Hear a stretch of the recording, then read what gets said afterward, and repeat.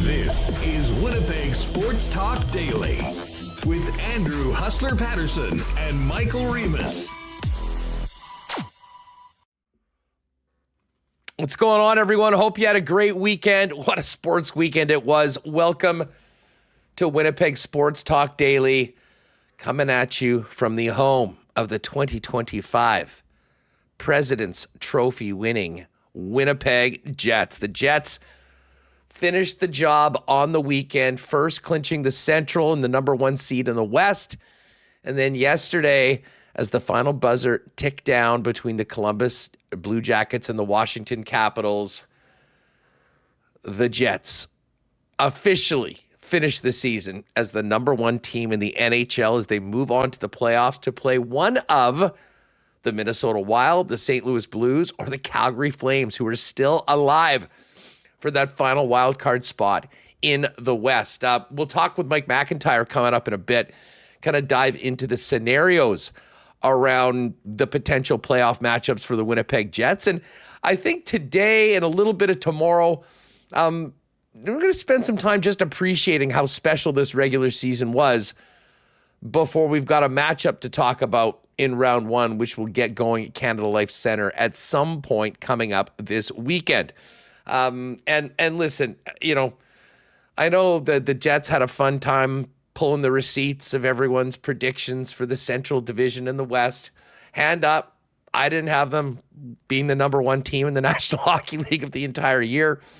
But I think the optimism that we had that this team could be better this season, coming out of a very disappointing end of the season, certainly was justified, but I'm not sure anyone could have imagined just how good and consistently good this team has been all season long. So it comes down to one more game, Fan Appreciation Night Wednesday at Canada Life Center.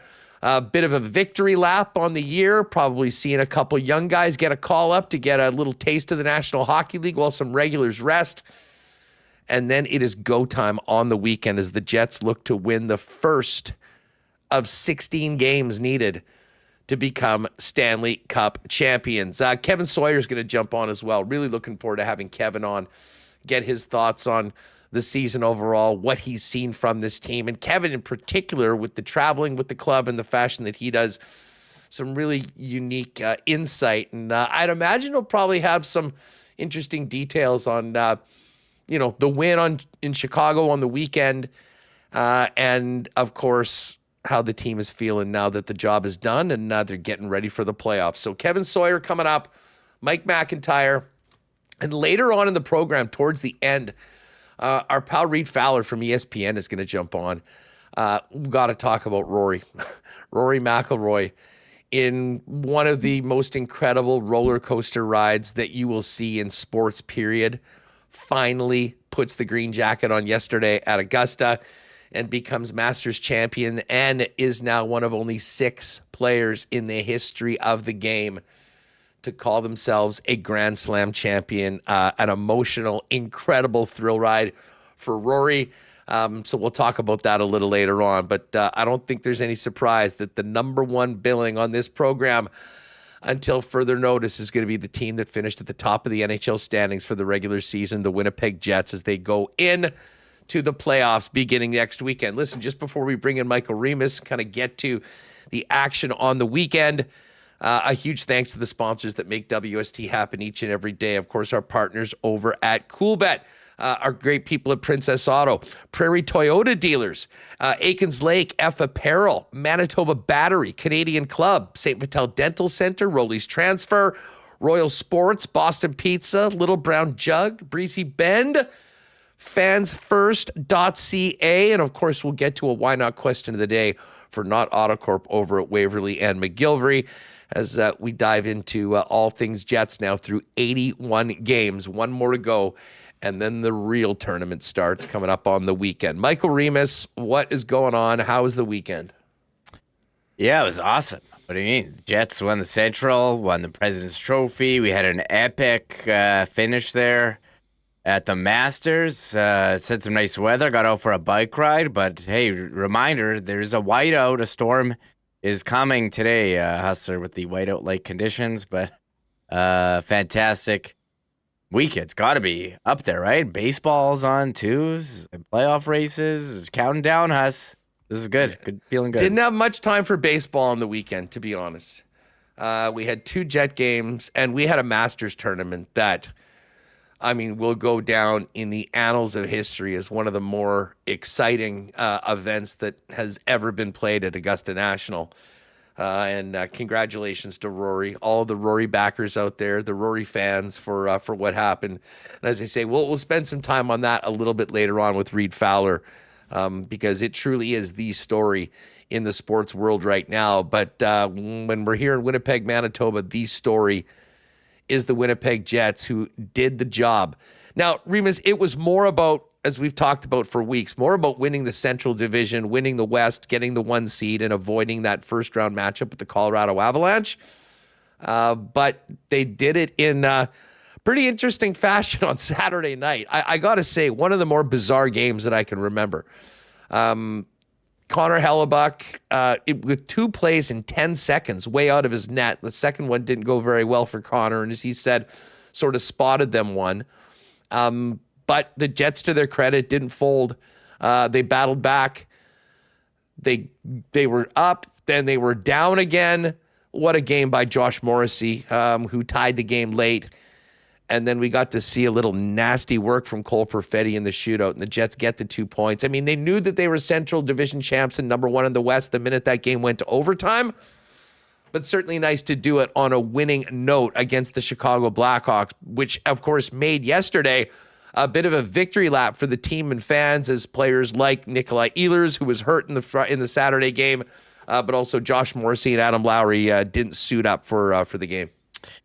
Yeah, really weird play in the Saturday game. Nikolai Ehlers backing up into official and falling over and having to leave the game. They're being extra cautious with everyone this time of year. Sandberg blocking the shot yesterday. Everyone is day-to-day, Huss, but what a weird game. You're wondering how it was going to be after the high of the Thursday night game. How tough would they play against Chicago? And Chicago got out to the 2-0 lead, but thankfully for the Jets, games are more than a period, and you knew that they were going to find it within to tie.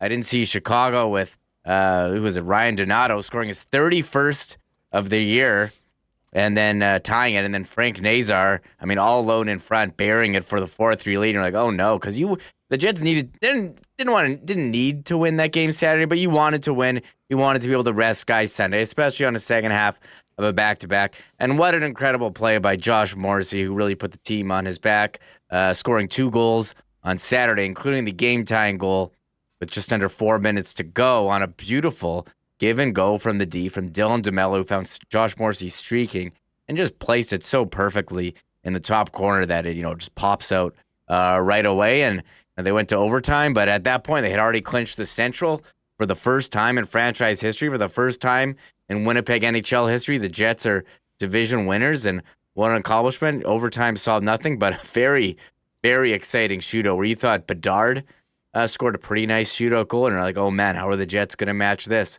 Then Kyle Connor with the changeup. Dude, okay, can we talk about Kyle Connor's shootout goal for a minute? Now, I'm not sure that he does that if they absolutely needed that second point. I think once they got it to overtime and a shootout, they realized, hey, the job is done. That was, dude, that was as cocky a move as I've seen in a shootout in a long, long time. That was truly incredible. And listen, Kyle Connor has had another career year, 41 goals, 96 points on the season. But that little bit of magic in the shootout was something that I think we just need to appreciate the aesthetic beauty of what he did. Yeah, it kind of got overshadowed by the winner, but him going in and unleashing that change-up top corner, it was beautiful. And then Cole Perfetti finished it with a move that he had done 4 years ago with the Moose. Shout out to Dave Manuka of Illegal Curve for digging up the video. Did that same move. Looks like he's going for the Datsuk, but instead of pulling it all the way, tucks it 5-hole for the win. Kind of no-sells the Selly. A lot of jokes flying about Perfetti never cracking a smile, but I mean, what a way to win the division with two beautiful shootout winners. I don't know which one was better. People were telling me to make a poll, so I'll have to put it out there. But that win really clinched it for the weekend. You can raise the Central Division banner, secure the first round matchup with. It could be one of 3 teams at this point, which is crazy. There's a couple days left of the season. And yeah, let's set up them resting guys for last night's game. So that Saturday night, I mean, great game, exciting finish. Maybe not how you would draw it up, but hey, they got the job done, and I think that was what they were looking for on Saturday. No doubt. I'm just looking at the chat right now. Turd Ferguson, KFC shootout goal, not talked about enough. Fetz was great, but so was KFC's. Ernie, both Kyle and Cole made amazing moves in the shootout. Ishiboy Bruce, Datsukian, JC Miller, KC's was just as good. Underrated goal. It was, as they say, the Jets in particular very rarely get to a shootout. More often than not, if they're going to OT, they're finishing it and usually winning in overtime. And we're not going to have any shootouts come playoff time, so it was nice to maybe get a chance to see those. But a kind of a fun little exclamation point on clinch night for the Winnipeg Jets in Chicago before they rested some guys and got through the weekend with the loss last night to the Edmonton Oilers. Let's just quickly, we'll wrap Saturday, and then we'll kind of get into more from yesterday and a look ahead to this week.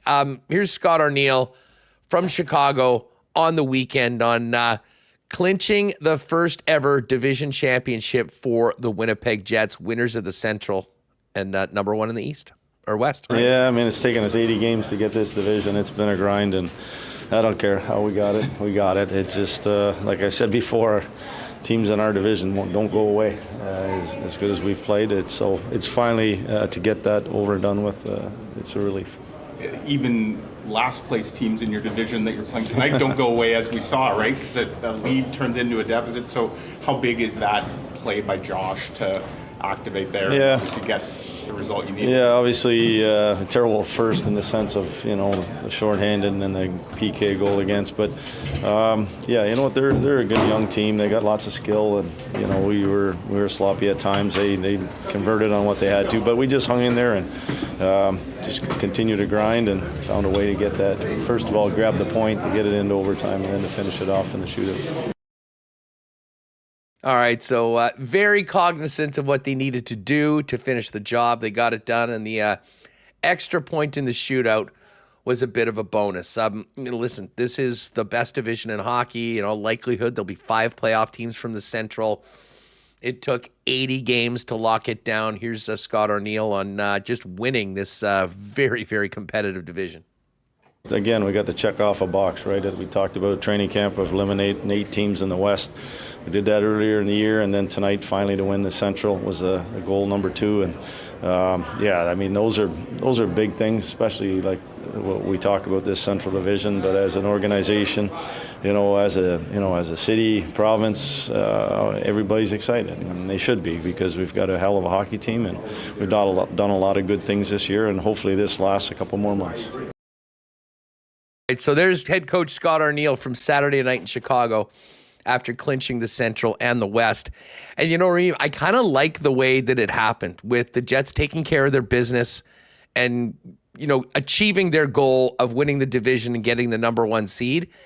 And then yesterday, despite the game not meaning anything, it was a chance to then celebrate a President's Trophy. And I'll probably get into this with Mike a little bit later on. I didn't end up posting this, but I was in the bar there in 316 in between the second period, and just sitting down talking to a couple friends actually about Rory McIlroy and the Masters.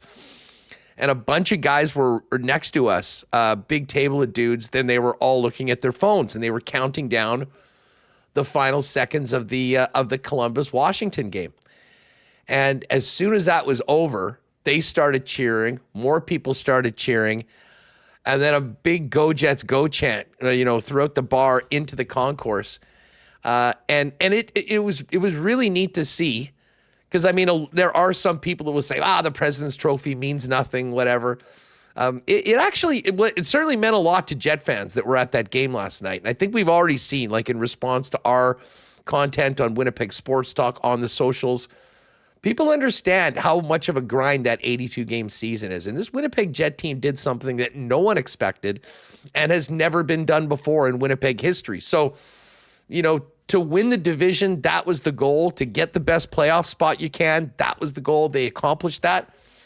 But it was neat to see. And the ovation, the standing ovation in the crowd in the third period when it was announced that the Jets were officially the number one team, was certainly well-deserved for all the players, but really cool. And for me, the highlight of last night's game, which other than that didn't mean a lot, and I don't think we're going to take too much from. Yeah, it's funny. They asked Scott Arniel what he thought about one of the lines in the game. He's like, you know what? I don't really care. He didn't say I don't care about the game. Like Joe Namath, I don't care about the team struggling. But he said, you know what? Can't really take away a lot from what happened on the ice yesterday with the lineup they put out there, with how things got jumbled, with a couple of the injuries. But, Washington has really faltered here the last several games and really opened the door for the Jets to take the President's Trophy. And I think that is a very cool accomplishment, very impressive. Number one team. We were talking about finishing the story about getting the banner from 2019 that, they kind of had the second half slide and, fell off pace. They blew it at the end. Yeah, it fell off the pace. And, President's Trophy, I think it makes the wait for it much sweeter. Almost like, I don't want to say like Rory McIlroy. It's not the Stanley Cup here. But I think you're very, feel good for the players. They've been working towards this. They've been getting better. And they said they were going to come in 10% better. And they certainly did. And when you go to the Hockey Hall of Fame and you look at the trophies, you see the President's Trophy and you see the great teams that have won the President's Trophy. Here's a nice graphic of the last 10 seasons. I think the Jets, are going to go down, and this team goes down in history as one of the great regular season teams of all time. I think, sometimes we get caught up of championships or nothing, but doing this over 82 games, extremely impressive. Us, and again, you got everyone having many career years. You got the MVP of the league in goal. Very exciting, and I agree. The fans there, huge ovation on X. I think just building the excitement, when the playoffs start.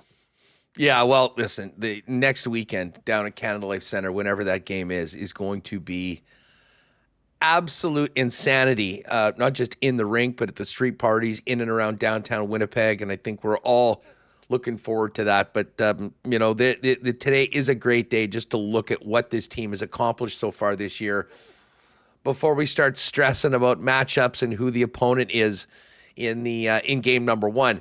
Just to fill you in, and we'll get into this a little bit more with Mike later on, because the Wild and Blues were not victorious on the weekend, the Calgary Flames are still alive.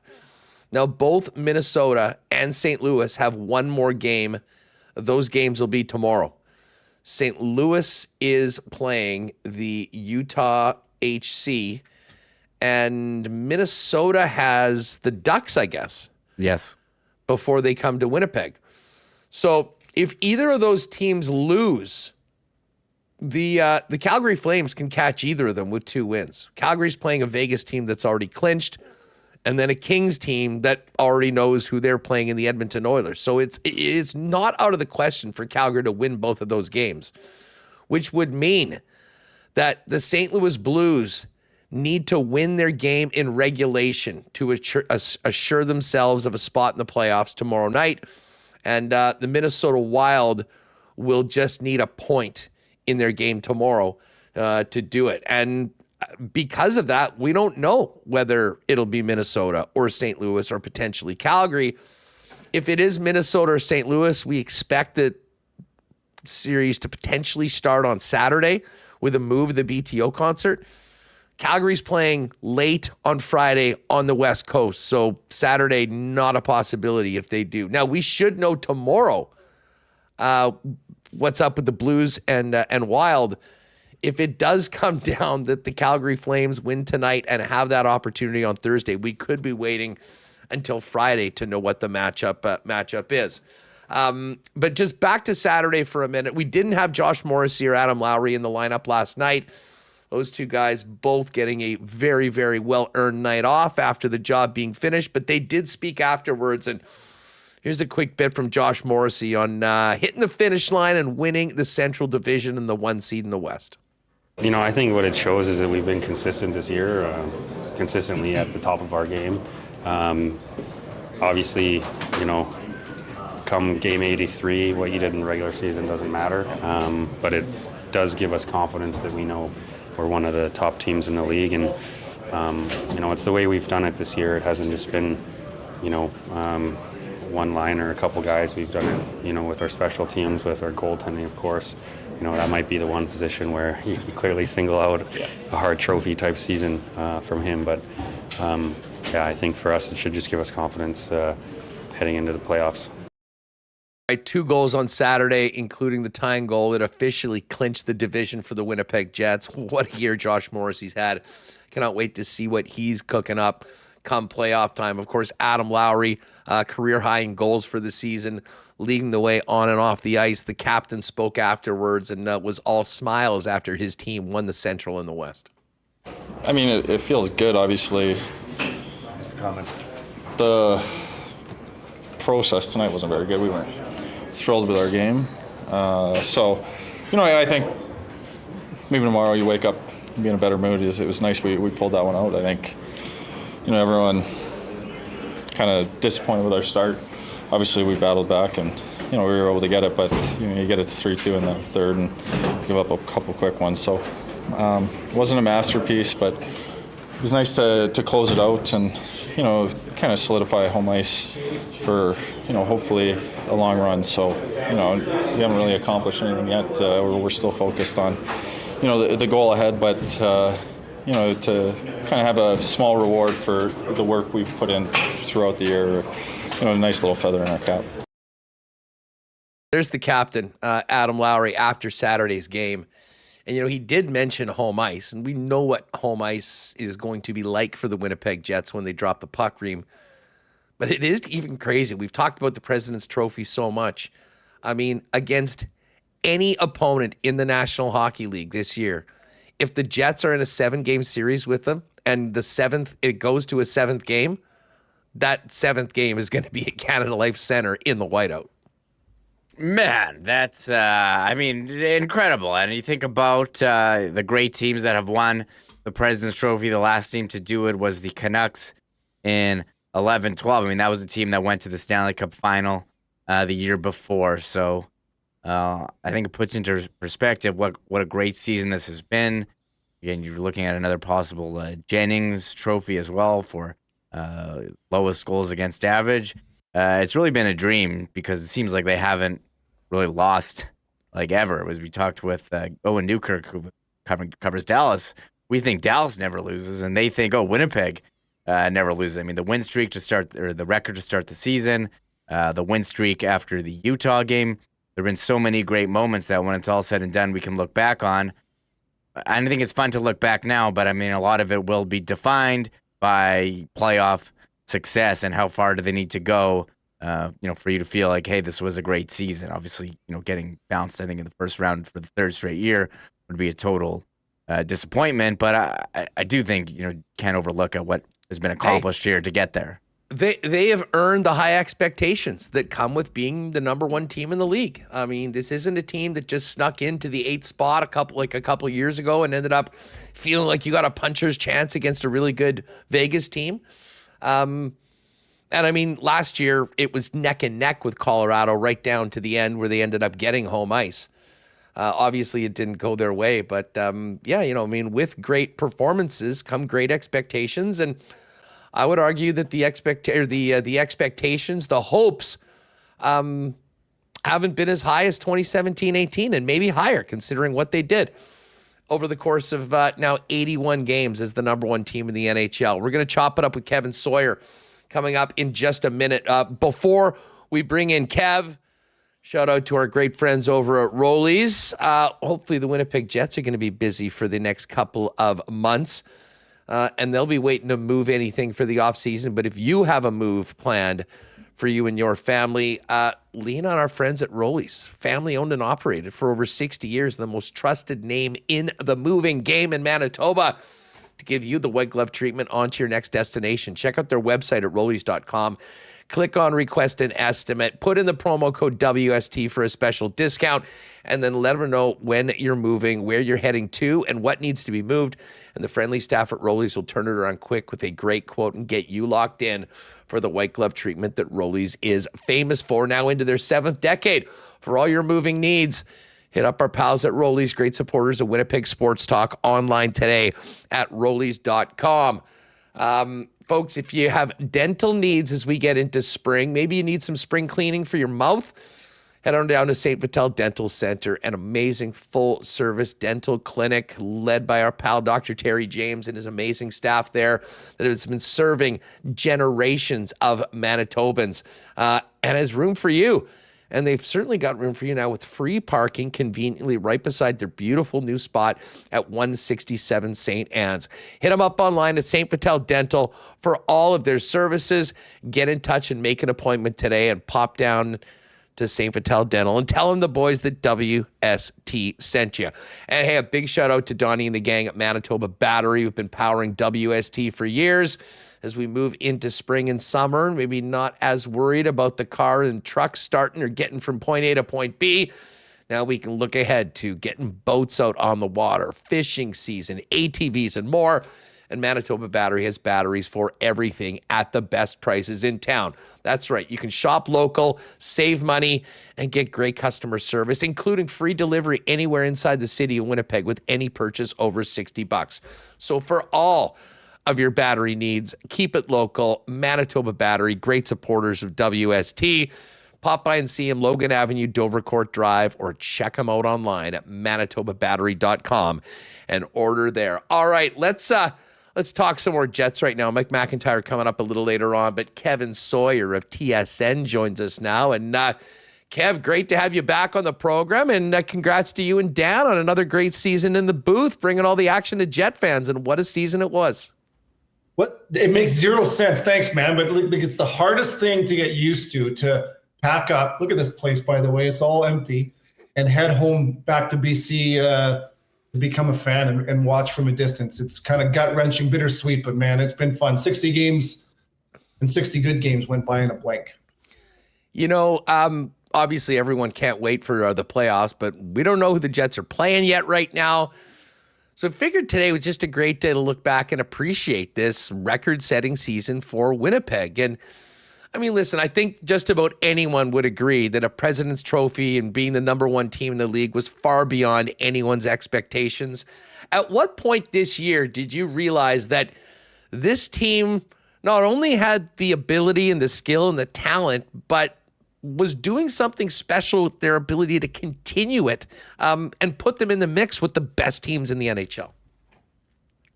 The easy answer would be winning 14 of your first 15 games. It wasn't that. I mean, obviously that's a great start, and that snapped everybody in the hockey world to attention. It was the second of those two games against the Florida Panthers for me, where I'm looking at this team going, I don't know if I've seen this in the past. It was something different. And what I'm talking about is that, you know, they got thumped in Florida. Everybody remembers that game, I'm sure. I think it was 5-6-0. Can't remember the score. And it was the back-to-back where they came back to Winnipeg. They got beat physically. They got beat in every way against the Stanley Cup champs. And it was kind of like, all right, you win 14 of your first 15, but where do you rank amongst the champs here, the best in the league? And they came back to Winnipeg, and man, it was a physical game. It felt like a playoff game in November. It was a playoff game in November. And that for me is when I started to say, I think this team is taking real steps towards understanding how to win and how to play the game the right way to beat the best. And it was the Shifley hat trick, a physical battle, and kind of the first of many really important wins. I said there was to Scotty O'Neill a couple of weeks ago, I said, for me, there's 7 or 8 wins this year that stand out as high pressure, kind of like big moments. And he goes, there was 12 of them. And I said, okay, I stand corrected. And he went through the list. That was the first of many. It was back in November where I'm like, this team's got something special here. And it only grew from there. It's funny that you mentioned that game because, they had just finished up that trip. They went to New York and looked like the Harlem Globetrotters, if you recall, in that game against the Rangers. Yeah. But then took it pretty good against Tampa 4-1, and then that 5-0 defeat. And I think people were wondering, okay, is the water kind of coming back down to its level? And then right back out of that point, that win against Florida. And again, this was at the point of their most difficult part of the schedule. They're traveling every game. They're playing, every other night, many back-to-backs. And they did put in, and there was the game against the Wild, which actually preceded their only 4-game losing streak of the year. But even in times where, the schedule was really tough and, you knew that this might be sort of scheduled losses, the big games against the big teams, this team showed up for, and almost consistently since that game against Florida that you mentioned, Kevin. You can't really look at this schedule and go, wow, that was a big game and the Jets just didn't really have it. If anything, they came off it on, a few lower opponents, and their record against the top teams and the playoff teams speaks for itself in addition to that President's Trophy. That's the key too, right? They lost to some, the Anaheims, the Columbus, Nashville, etc. You could even go back, actually, that 1-0 win against the Colorado Avalanche. That was a pressure game. They wouldn't admit it. It was. They got embarrassed the year before. They come back. Every single game that I had earmarked as big pressure games, they had won. And like I said, Scott Arniel added 4 more to my list, and they had won them all. That says something. When the pressure's on, to me, that's one of the biggest final steps to getting to giving yourself a chance to win a Stanley Cup. And that is to deal with those big moments where there's pressure, expectation. They played the Capitals twice, beat them at home, beat them here in Winnipeg as well. The Dallas series, 3-1 in that series. You can go on. And that's the difference here, Hustler, is it's the expecting, welcoming, and dealing with pressure and expectation. You move forward here. This first round is their expectation and pressure. You're damn right there's pressure coming. This team, the President's Trophy is what it is, but all of that goes into the drawer or in your back pocket. And now it's like, all right, game 83, as Arniel talks about, getting out of the first round is the first step. And there is pressure considering the past. So I feel confident because of the fact that this team has dealt with pressure remarkably well this year. You know what? And listen, they've stared it down from the first day of training camp, knowing that, I don't want to call them demons, but, they had to overcome, some baggage, if you will, from, both inside the room, I'm sure with the players, certainly with the fan base. Having the season that they had end as abruptly as it did, that just doesn't go away overnight. But to the Jets' credit, and we've sort of been talking about this all year long, the way that they owned it, I think has been in some ways kind of a calling card in the genesis of this workmanlike attitude and really the identity of a team that even going into game 83 probably still feels that they have to prove a lot of people wrong. I want to share this story with you because it's been a question that I have strategically asked visiting teams or the Winnipeg Jets, whether it's Scott Arniel or Kevin Cheveldayoff or players, about pressure. And in the first half of the year, everybody seems to say pressure. There's no pressure. The only pressure we feel is the pressure we put on ourselves. Well, I suppose that's what you say when you're trying to deflect and stay focused on the task at hand, but that is not true. Pressure, ask Rory McIlroy. You know what I mean? The pressure is real and it's coming, whether you like it or not, if you get to where everybody wants to go. Right? Everybody wants to go to one place and there's very little space there. And that is where pressure is created.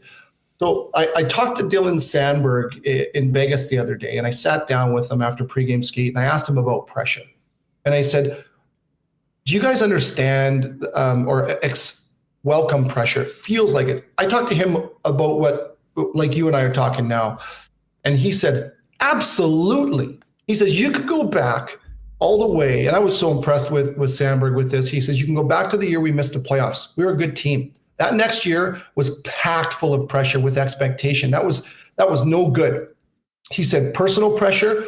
I'm playing in the 5-hole last year. Now I'm playing top 4 minutes. There's pressure there because there's expectation for me to deliver. And if I don't, I'm gone. I'm down, or who knows what happens.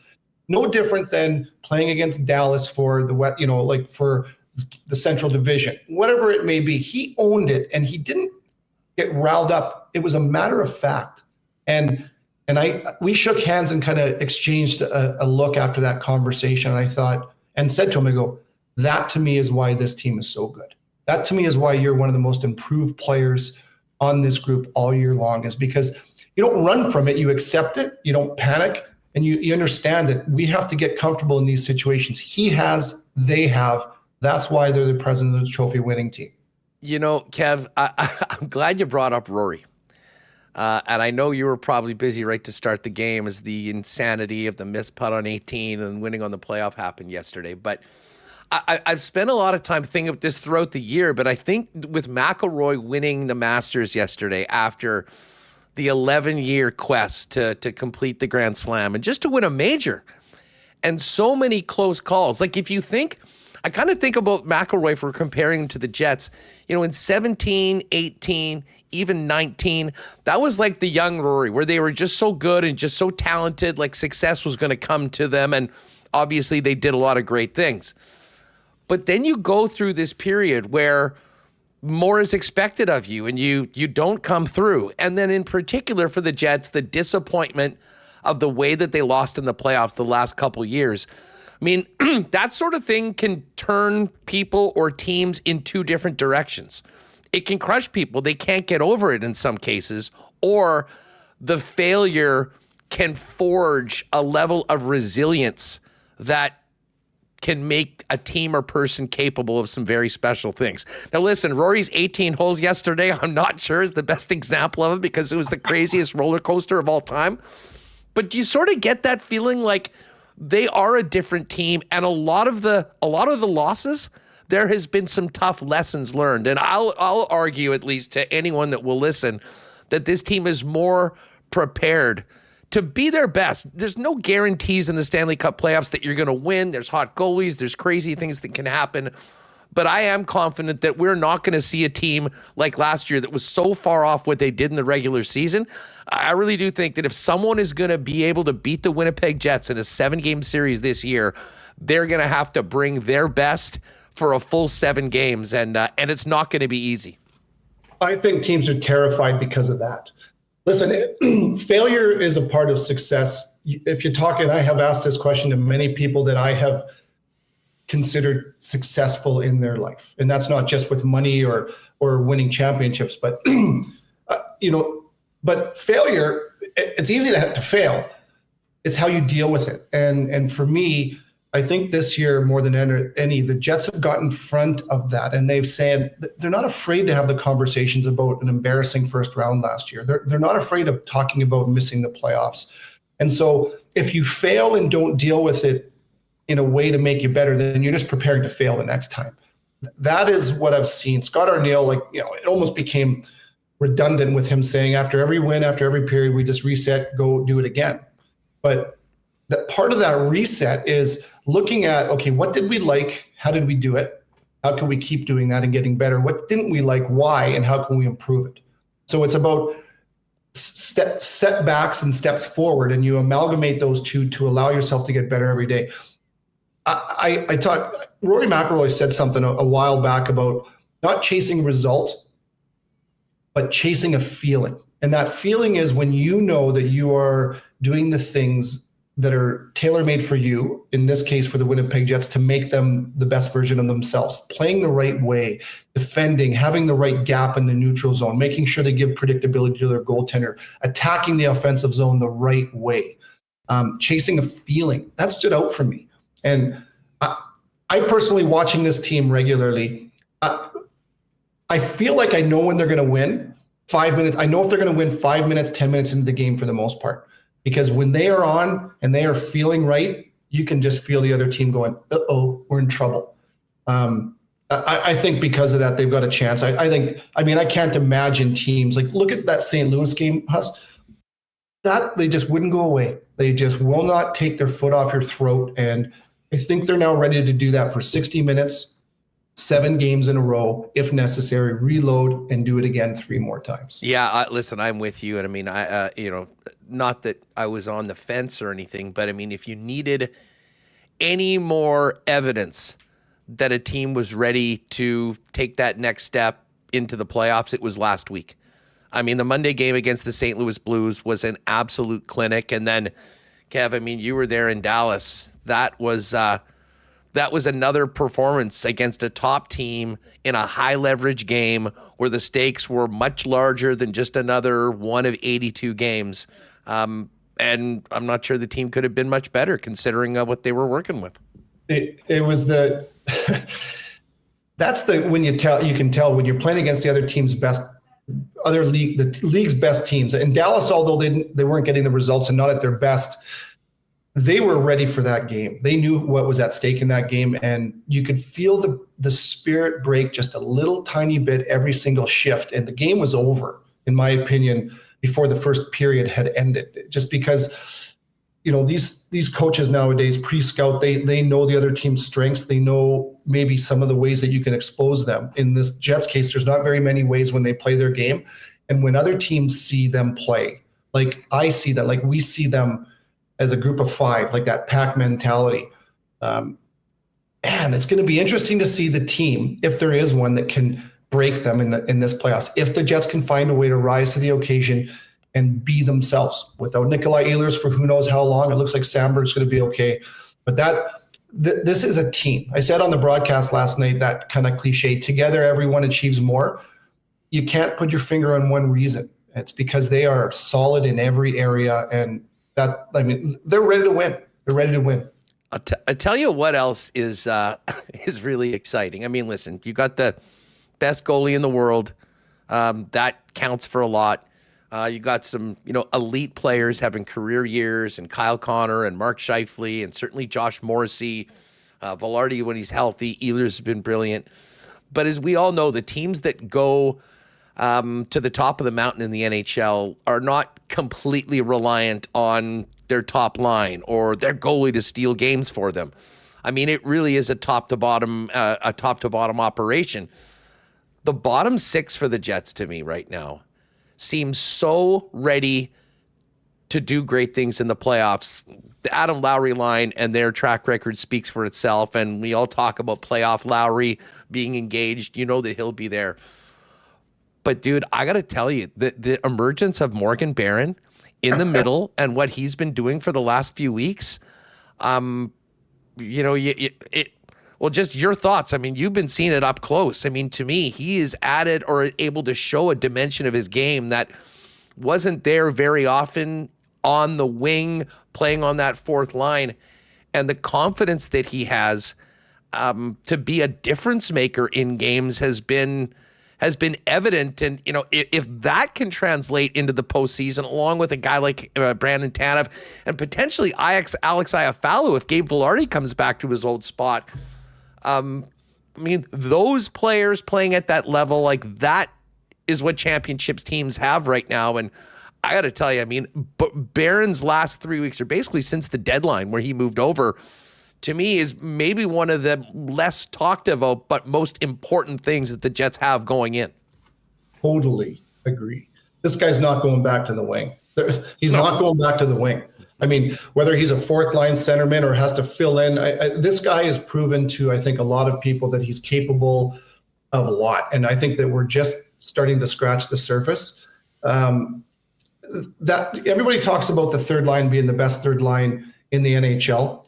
It cooled there for a little while. And Niederreiter went a span, I think 23 games with 1 goal. He's back to his game. I think Appleton found his game again after a stretch of time where I think he was banged up.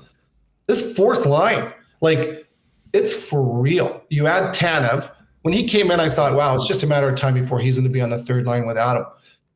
But because of the play of Morgan Barron, it allows this group to spread the wealth. I mean, you're bang on right. Without that third and fourth line, the history of Stanley Cup champions, I mean, you have to have those gristly kind of callous third and fourth lines to be able to chip in offensively, bang and crash. That's exactly what these guys are doing. Jarrett Anderson-Dolan, who has grabbed an opportunity here by the throat, won't turn down a finished check. Every opportunity. You got Morgan Barron now, like he drives the net with speed. This guy's legs, by the way, it's like a rhinoceros. He's so strong. He is so thick, powerful. He's proven that he has the finishing ability to finish plays. I'm so impressed. Listen, I just want to go on that note with Barron, and now you talk about Iafallo, fourth line to first line. I cannot understate how important it has been for these Winnipeg Jets to have guys like that step up their game. But Cole Perfetti, you and I have talked about him a lot. Without him finding new levels, not just one level, but I mean, like the improvement that I've seen from him this year is more. I've never seen a player improve in such a small amount of time. What does that mean for this team? In my opinion, everything. This team cannot win with the way his game was in November if he's in the top six. If he's not in the top six, where does he play? He's not a bottom six player, can't play there. So that poses a real problem. Because he's improved so much, he's allowed other guys to play where they need to play, and he's allowed each line to have their own identity. That has been massive. That storyline with Barron, Iafallo, Perfetti, Nemesnikov. Man, a lot of things needed to go right for this team to be the best regular season team, and they have. It's a plan, it's a systems, it's a buy-in, it's a culture. All of that has allowed all of these individuals to have success that has led this team to have huge success so far. Well, I'm glad you brought up Iafallo. He's a favorite of mine. I mean, the guy has contributed everywhere. I mean, both special teams. And, you know, there was a lot of doom and gloom when Gabe Vilardi went down. He has done everything asked of him and more in that position. And maybe the best compliment I could give Iafallo, Kevin, is that a bunch of people are asking me, geez, what happens when Gabe comes back? You know, do you consider keeping Alex Iafallo in that spot? I kind of think Gabe will go back there. Sure. But I'll tell you what, based on what we've seen lately, if there's 5 minutes left in the game and the team's holding on to a 1-goal lead, wouldn't it all be surprised to see number 9 up there with those guys in the high leverage situations where they can really lean on his defense, his stick, and his 200-foot game? They would have never otherwise found that out without adversity, without setbacks, right? And that's where they, all right, rise to the occasion and learn. I agree. I'll tell you this. Kyle Connor was first to the puck on the forecheck often when Vilardi was on that line. And that's not a bad thing. Kyle's got a ton of speed. But now that's changed. The dynamic of that line has changed. And now the hound dog, Alex, is the guy that gets to the puck first. That frees Kyle and Scheif to support him, but go to and find some soft space so that they can get the puck and make plays and finish plays. That's huge because not a knock on Vilardi, but he doesn't have the foot speed all the time to get to the puck first. That was Kyle's job. Vilardi would get there to support. Now you cycle. Now you get the puck into the hands of Vilardi, and you work from there. I think this line has become a different challenge for other teams because Kyle doesn't have to be spending energy and putting himself on the wall first.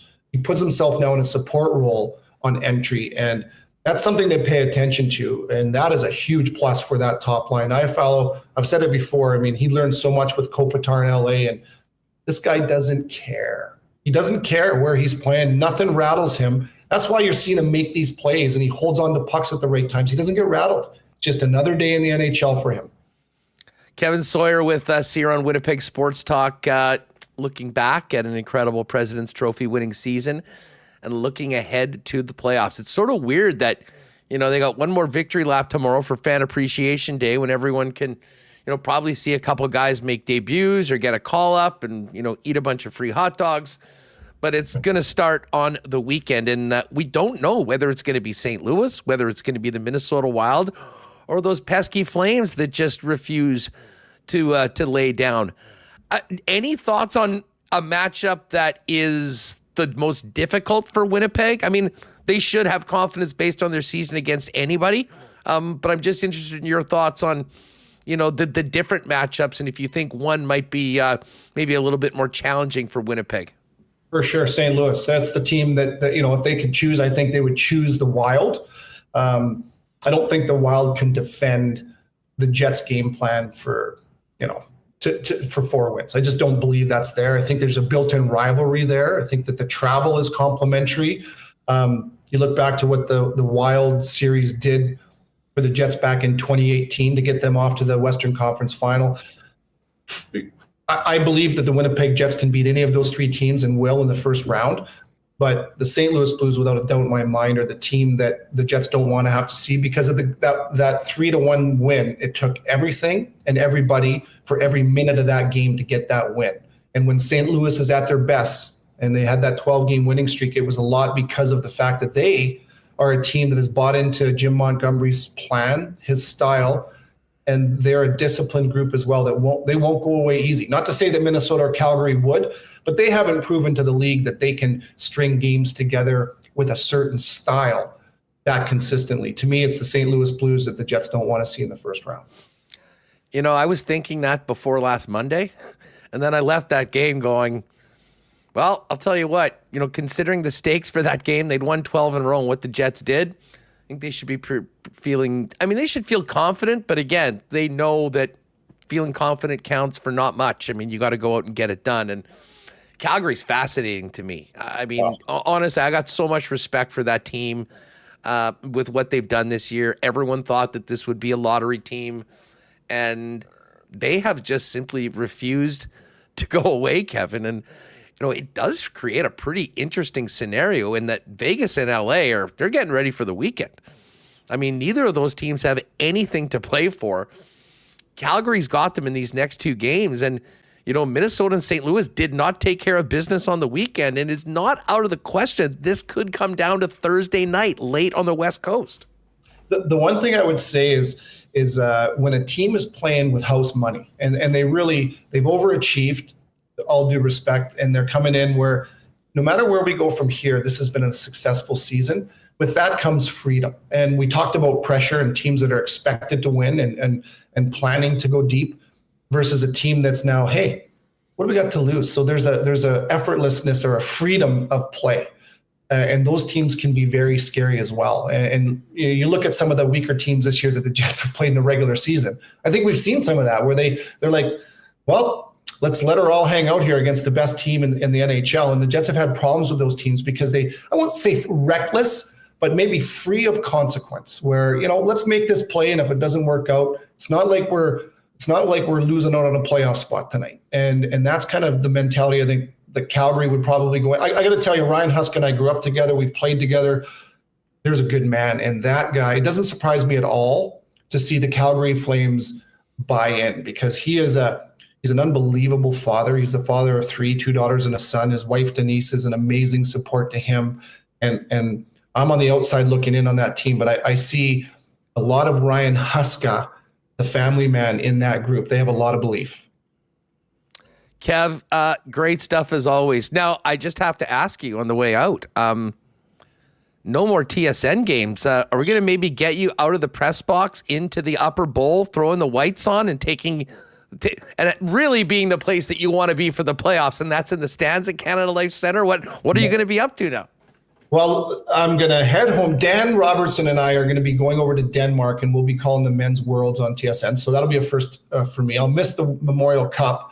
I love junior hockey, but when we come back and when the Jets are still playing at the end of May, my son Jack, I promised him, we're coming back to Winnipeg. You have to experience the whiteout, and we will be up there with those big beers spilling out of our rims, cheering on the Winnipeg Jets. It'll be fun. I've been a fan a couple of times in the stands, and I get it. That's a lot of fun. So looking forward to the buzz. Cannot wait for it. Well, hey, maybe if you got some time during the first round, we'll twist your arm and get you back here on the show to talk to us if you got a bit more time from the TSN gig.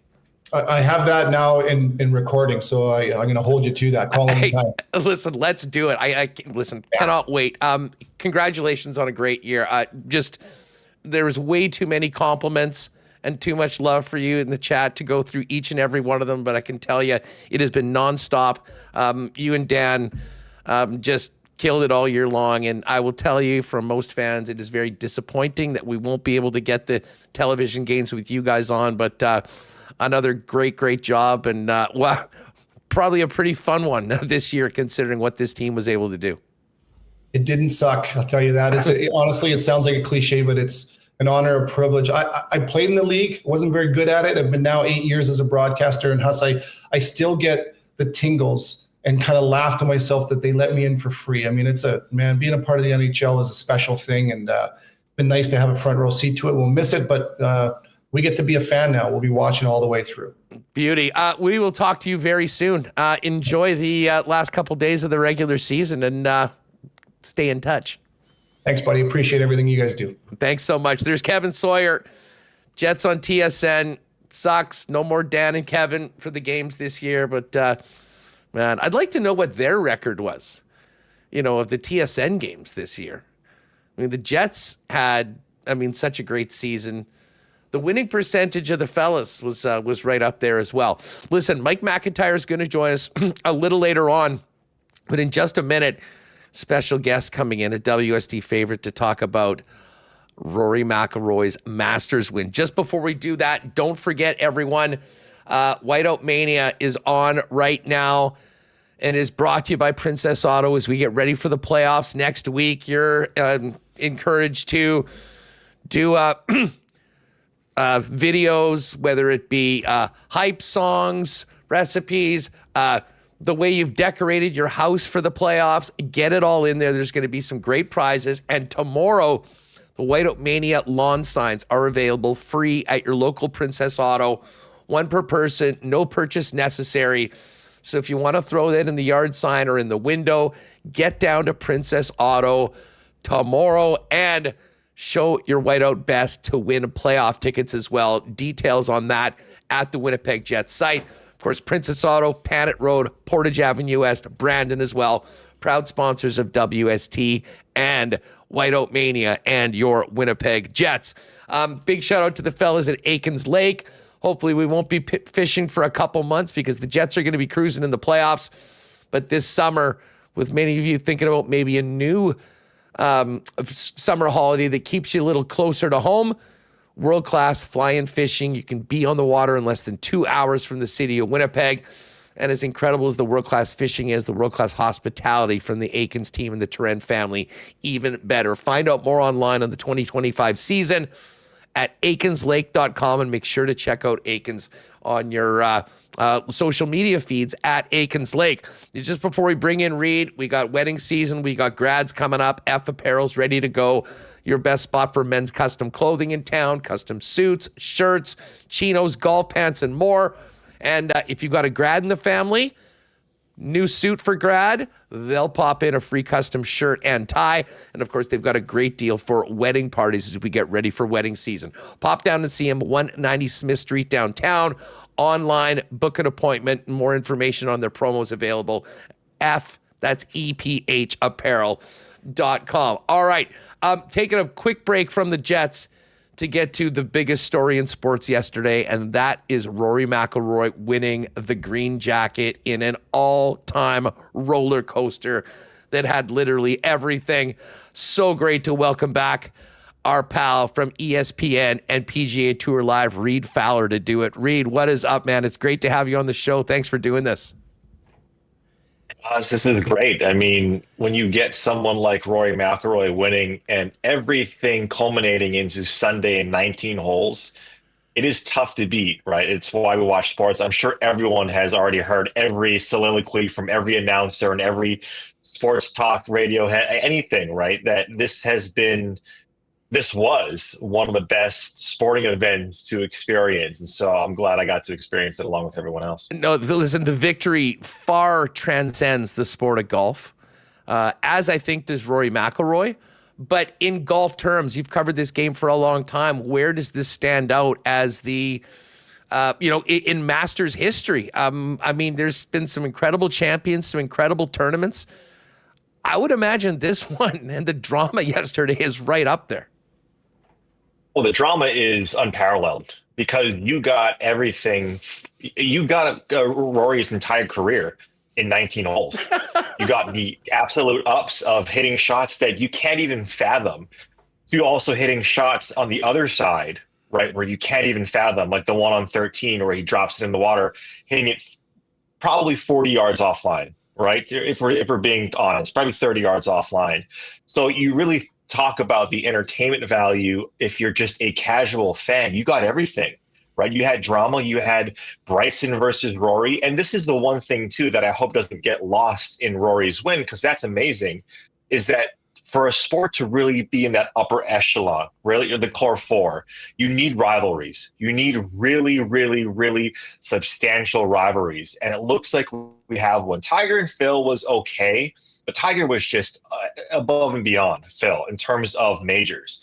Now you get Bryson and Rory winning the last 3 majors. It's pretty nice to see that happening. So aside from Rory's win, it's also nice to see that the rivalry is brewing, and it's nice to see that, especially early on in the year. Hey, would you say that Rory and Bryson are the 2 most popular players in the sport? I would argue that from a TV standpoint, yes, right? Just because of what has transpired over the last few years in golf, with Liv and with Bryson being the unspoken spokesperson, or maybe outwardly spoken spokesperson for Liv, and Rory being completely against it. And then it translating to the golf course in majors. And that's why, outside of majors just being good sports to watch, that's why really majors have been the best, is because you get Liv and you get PGA all in the same position on the 4 toughest, quote unquote, toughest tournaments on the PGA schedule. So yeah, I just think from a TV standpoint, from a casual fan standpoint, that's exactly what Augusta officials, that's exactly what CBS wanted. Nance probably had all of these things written up on his legal pad the night before, all the stories, all the one-liners, because it writes itself, right? And so when you have Rory doing it at the Masters to complete the Grand Slam against Bryson, when Bryson basically took it away from him, or Rory shot himself in the foot at the U.S. Open, and all the stuff that culminated up into that point where Bryson was talking trash to Rory at the match, it was just it was perfect all around when you talk about sporting events. So again, just happy to experience it, because you don't get these very often. No, and in the whole PGA Live, the Live guy is kind of naturally the heel, to use a WWE term.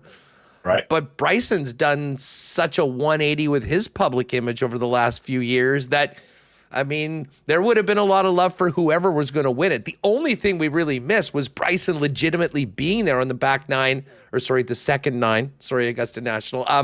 Because what had happened, after he had that big start.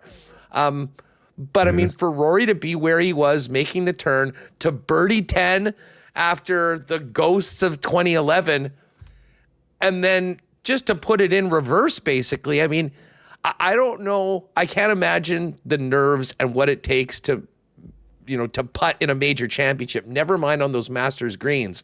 However, he missed 5 putts of 9 feet or under in the last 6 holes, Reid. And like everything that brought him up to that point, that has got to get in your head.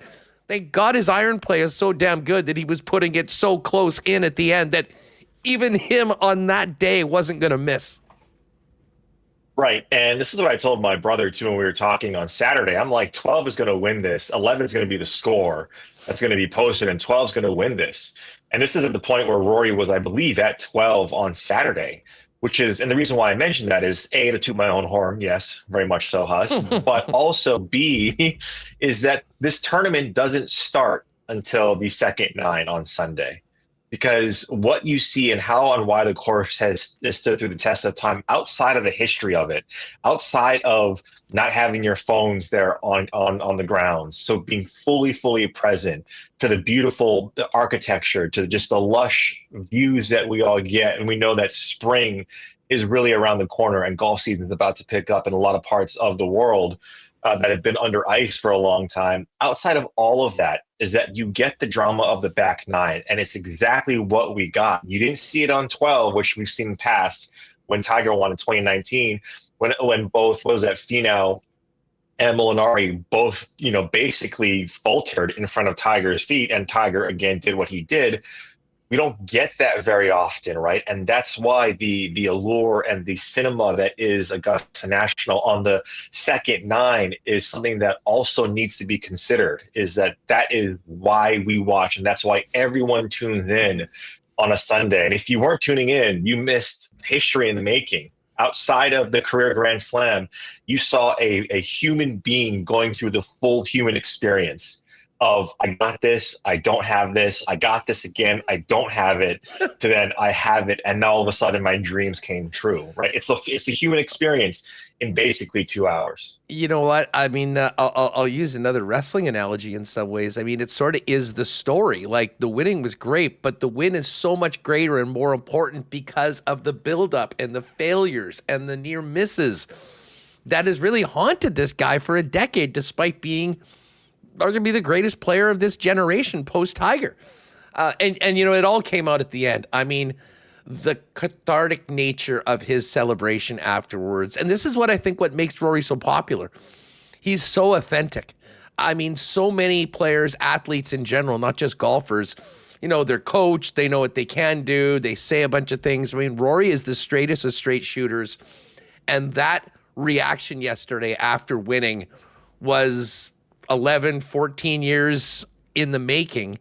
And I think that's why it transcended sport too. There was a lot of people that were watching that sort of got sucked into it that would never watch a round of golf or a holes. That it was the human element of it. And I wanted to ask you, Reid, I mean, knowing that he's as complete a player as he's ever been, capable of doing it all, now that he has the green jacket, now that he's won that tournament, now he is a Grand Slam champion, an all-time great, what might this do for Rory, like, through the rest of this year, knowing that burden, that pressure is off? I wouldn't be surprised if this really does become the year of Rory McIlroy.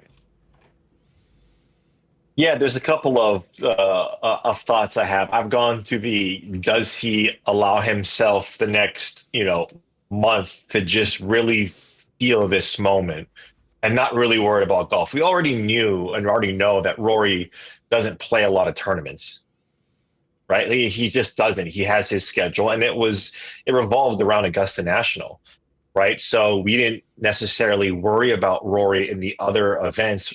Obviously the elevated events, the signature events, the majors, he's going to play the Players' Championship. But yeah, you're talking about a Ryder Cup year, talking about a major at Quail Hollow, which is a place that he loves a lot. I mean, we've seen him be extremely successful there. So yeah, 3 wins. And talk about, Huss, the 3 wins that he has so far this year, which is amazing in itself. It is the cathedral of golf: Pebble Beach, TPC Sawgrass, and now Augusta National. When you have that already in your resume, you're playing with house money, right? But if you're Rory McIlroy, does he have another gear? I would argue that he does, especially if he can punctuate this year, come to U.S. soil, and beat the Americans in the Ryder Cup. I mean, that is something that, if you talk about storybook ending, if you talk about Seinfeld, after 10 seasons, just sailing off into the sunset, I can't imagine that there's a better way for Rory. And he won't retire, but I mean, if he wins and if he takes the Euro team to beat the U.S. team at Bethpage, I mean, that is something that you could definitely see being one of the greatest seasons in any sport, but especially in golf. Reid Fowler's with us. Reid, before we go, we can't not mention Justin Rose. He almost bankrupted most of the sports books with his round 1. Everyone seemed to be on Justin Rose at like 60 or 65 to 1 for first round leader. And we kind of thought, okay, Saturday, Friday and Saturday. And then there he was on Sunday with the 66, an incredible putt on 18. He's now lost twice in a playoff. He's a major champion.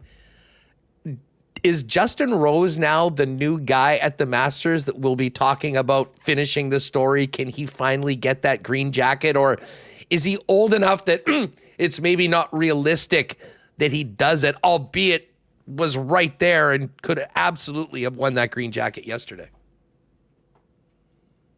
Yeah, it's such a fickle thing, right? Because, man, you need to strike when the iron's hot. And for Rosie, it's been hot since last year at the Open Championship, right, where he came second runner-up to Xander Schauffele. You just run into these narratives and these buzzsaws that guys that, probably to a lot have grown up watching Rosie. So that's part of it, right? That's part of it. You talk about older statesmen winning, Jack Nicklaus in 86. You're talking about one of the best players that the sport has ever seen. Now, Rosie at one point was world number one, and he kind of mentioned that in his post-game or his post-round pressers, that he used his runners-up to propel himself and to play better. But man, it is so hard to keep that momentum and to keep it going, because when that opportunity is there, I mean, he made 10 birdies on Sunday. He shot 65, 66, right? Saturday, Sunday. Or reverse, but like you start to wonder too, especially with all the young talent and how things can change from season to season. It is hard to predict. Having said that, Rosie has been amazing at Augusta. Not only was he in, runner-up to 2 majors in the last 3, he was also a runner-up at Augusta National, a while back. And so he knows what it takes to get this done. And so it's a testament to how good of a player he is and how well he's kept his body and his game and his mind in shape. But it is hard to say that he's the guy now to beat, so to speak, at Augusta National, just because it's a tournament that could easily see Ludwig, Zalatoris is there, Hideki's always around, lurking. Scotty had an all right Augusta or all right Masters, and he finishes top 4. So it's kind of tough to be like Rosie's going to be that guy, but I would not be surprised if at some point we're doing this to Rosie next year or in a couple of years, where we're saying finally he's got that proverbial monkey off his back and that green jacket on his shoulders. Is Rory going to win the next one at Quail? He owns that course. He might. Right? He might. And if that happens, then they're going back to Northern Ireland for the Open Championship, the U.S. Open. I mean, there could be some pretty fun Rory McIlroy conversations now that he's got this gorilla off his back, and they look pretty good in the pretty darn good in the green jacket. Reid, great to have you back on the program. Fill people in on what you're up to these days and where we can grab your content. Yeah, ESPN Radio, PGA Tour Live, always Reid T. Fowler on all the socials. Just enjoying the ride myself as being a very, very small fly on the wall when it comes to history and the making in the sport of golf. So, Reid, love having you on the program. Thanks so much for doing this today. Enjoy the rest of the day and the week. All right, let's take care. Thanks so much. All right, there's Reid Fowler at Reid T. Fowler on X, and Reid's always been great to us, and I figured, who better to come on today after the incredible win by Rory McIlroy. We are going to get back to the Jets, though. Mike McIntyre is going to jump on with us in just a couple of minutes. Hey, I do want to remind everybody that if you haven't already, get over to the Winnipeg Sports Talk social channels on X and on Instagram. Check out the pinned tweet. It's the playoffs in the peg contest with our friends at Coolbet. The instructions are very simple, and they are right there waiting for you. But get over there and make sure you are entered for our first playoffs in the peg giveaway for a game coming up this weekend. What we're going to be doing is drawing finalists from both of the posts. We'll throw them in a special marble race on Thursday, and someone will be winning playoff tickets courtesy of Winnipeg Sports Talk and Coolbet as this series gets going. So do not forget to get over there and do that right away. Of course, Reid Fowler was just on with us. What a Masters it was. The Breezy Bend golf season and golf reports got off to a pretty awesome start with one of the most memorable Masters ever.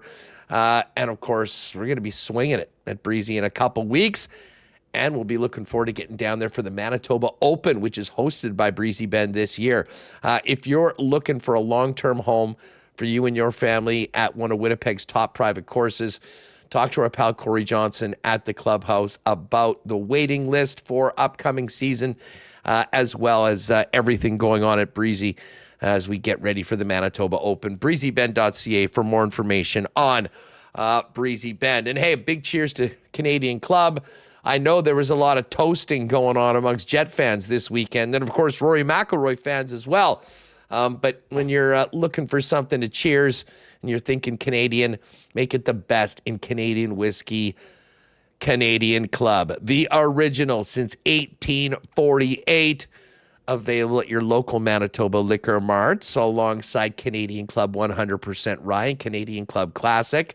And we're counting down the days before getting out to Princess Auto Stadium and cheers and CC and Gingers with Bomber fans, as of course Canadian Club is the official spirit of the Winnipeg Blue Bombers. But coming up is Mike McIntyre. We got to get Mike in here. And I do want to remind you, speaking of great contest, that this segment is a presentation of Prairie Toyota dealers who've got this awesome contest going on right now, and it goes up until April 23rd. So enter today. Grand prize includes a signed Mark Scheifele jersey, a signed Connor Hellebuck jersey, and other great WST merch. Now, what you need to do is head on over to Prairie Toyota Dealers on Instagram, at Prairie Toyota Dealers, and on Facebook at Prairie Toyota to enter. There's also a link in the description of this episode. So if you're with us on YouTube, just go down there, click that, make sure you're entered, and good luck to everyone for those signed jerseys from Connor Hellebuck and Mark Scheifele. And of course, you should get in and go with the Toyota Tundra.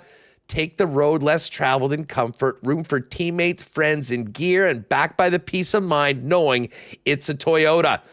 From $154 weekly for 60 months at 5.19% APR with $66.99 down. Hybrid available. Find out more and visit shoptoyota.ca.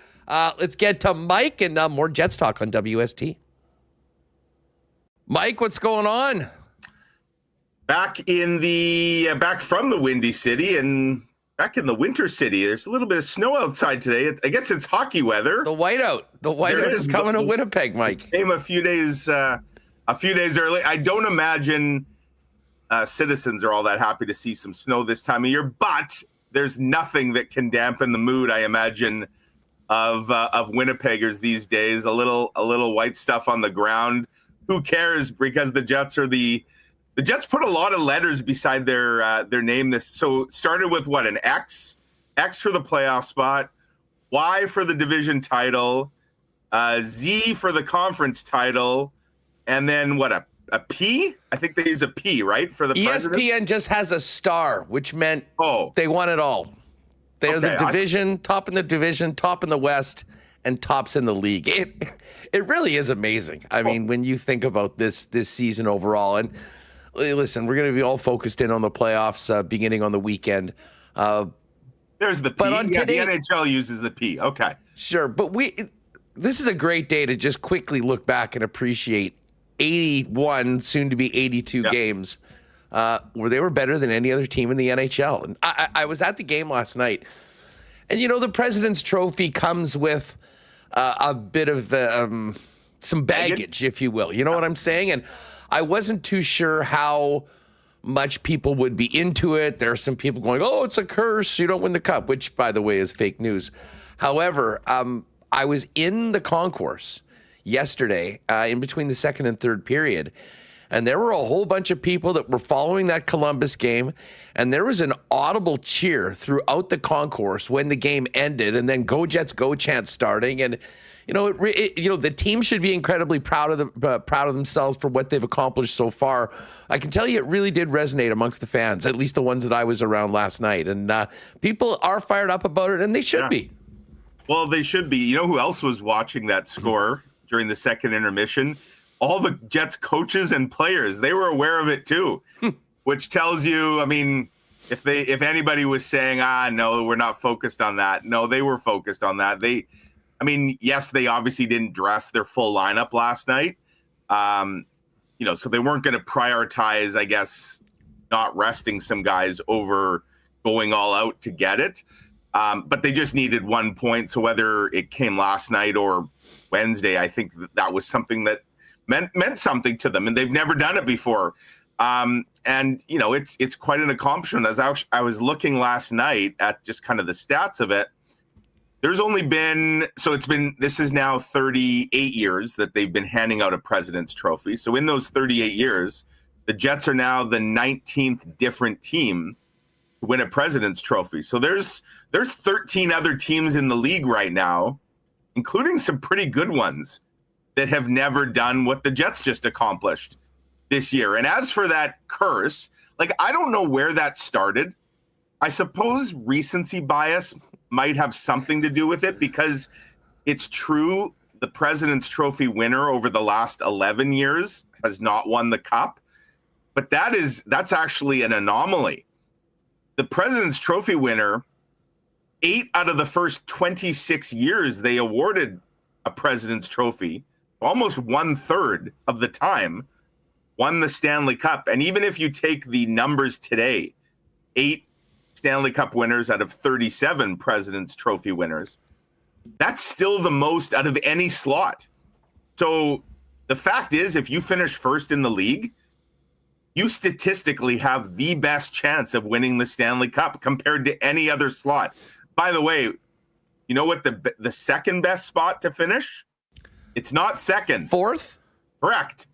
The fourth place team has won 6 Stanley Cups. So if you're not first, you should be fourth to have the best. It's funny that I knew that, because, and Remis will remember this, I had this exact conversation with some friends about a month ago, and then just went through the standings and how that team did every year. And we realized that, guess what? Really good teams win the President's Trophy, and really good teams win the Stanley Cup. Bingo. The caveat is that there's way more than one really good team in the Stanley Cup playoff tournament, and that's why we'll give the flowers and the laudits that's deserved today, and then none of that can be none of that will be on anyone's mind once the puck drops against either Minnesota or St. Louis or Calgary on the weekend. Right, because the fact of the matter is, come Saturday or Sunday, whenever they start, Winnipeg's record will be 0-0-0 with 0 points. Not that they give out points in the playoffs, but the point is, it all resets. Everybody's starting back at the same starting line. But let's not overlook the fact that as they reach the finish line of the marathon that is the regular season, it's the Winnipeg Jets that are crossing first. And I've always thought, this isn't some homer take here because the Jets are the one that did it.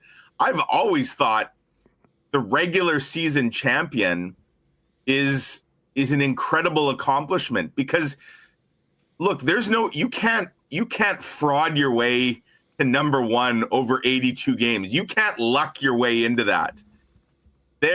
Everything balances out over the course of time. That's not 1 or 2 lucky bounces or an injury here or there. The sort of things that, to be perfectly honest, can impact a short playoff series. The best team doesn't always win in the playoffs. I mean, history shows that. Again, the President's Trophy quote curse would show that the best team doesn't always win. In a race to win the first 4 games, sometimes things don't go your way. But over 82 games, the cream does rise to the top. And this year, that's the Winnipeg Jets. They are the best team in the league in the regular season. Now, what that means for the playoffs, that chapter still has to be written, but it's a hell of an accomplishment, especially for a team that you look back at some predictions. I mean, there were some pundits that didn't even see the Jets as a playoff team.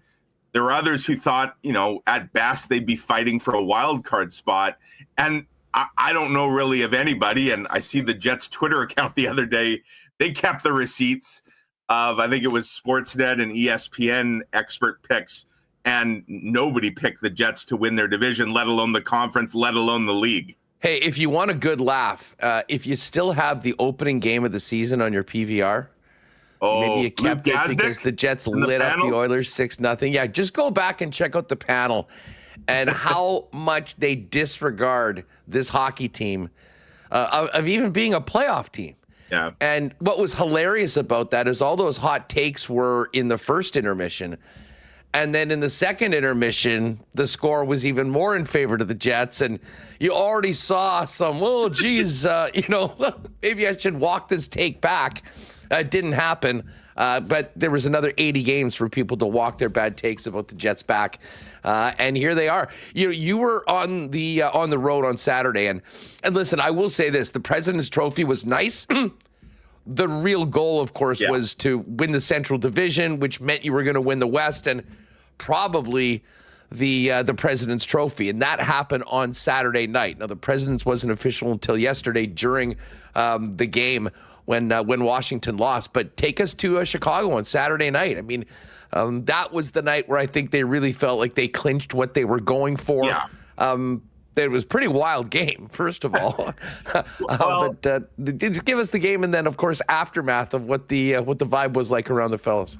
I think it was inevitable that there was going to be, even though the game meant a lot, because, as you say, they were trying to wrap up first, it did feel a little anticlimactic after the big Dallas game, right? Like, that was the game of the year, and the Jets dominated.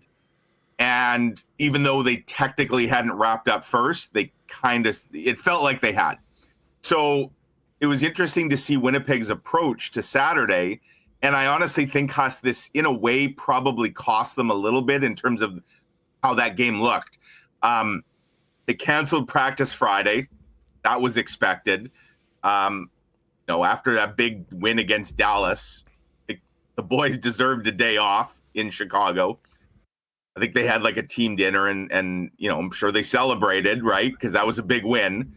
And some may say, oh, it was premature. Well, no, they were celebrating a huge win, their biggest win of the year, arguably their biggest win in regular season history, period.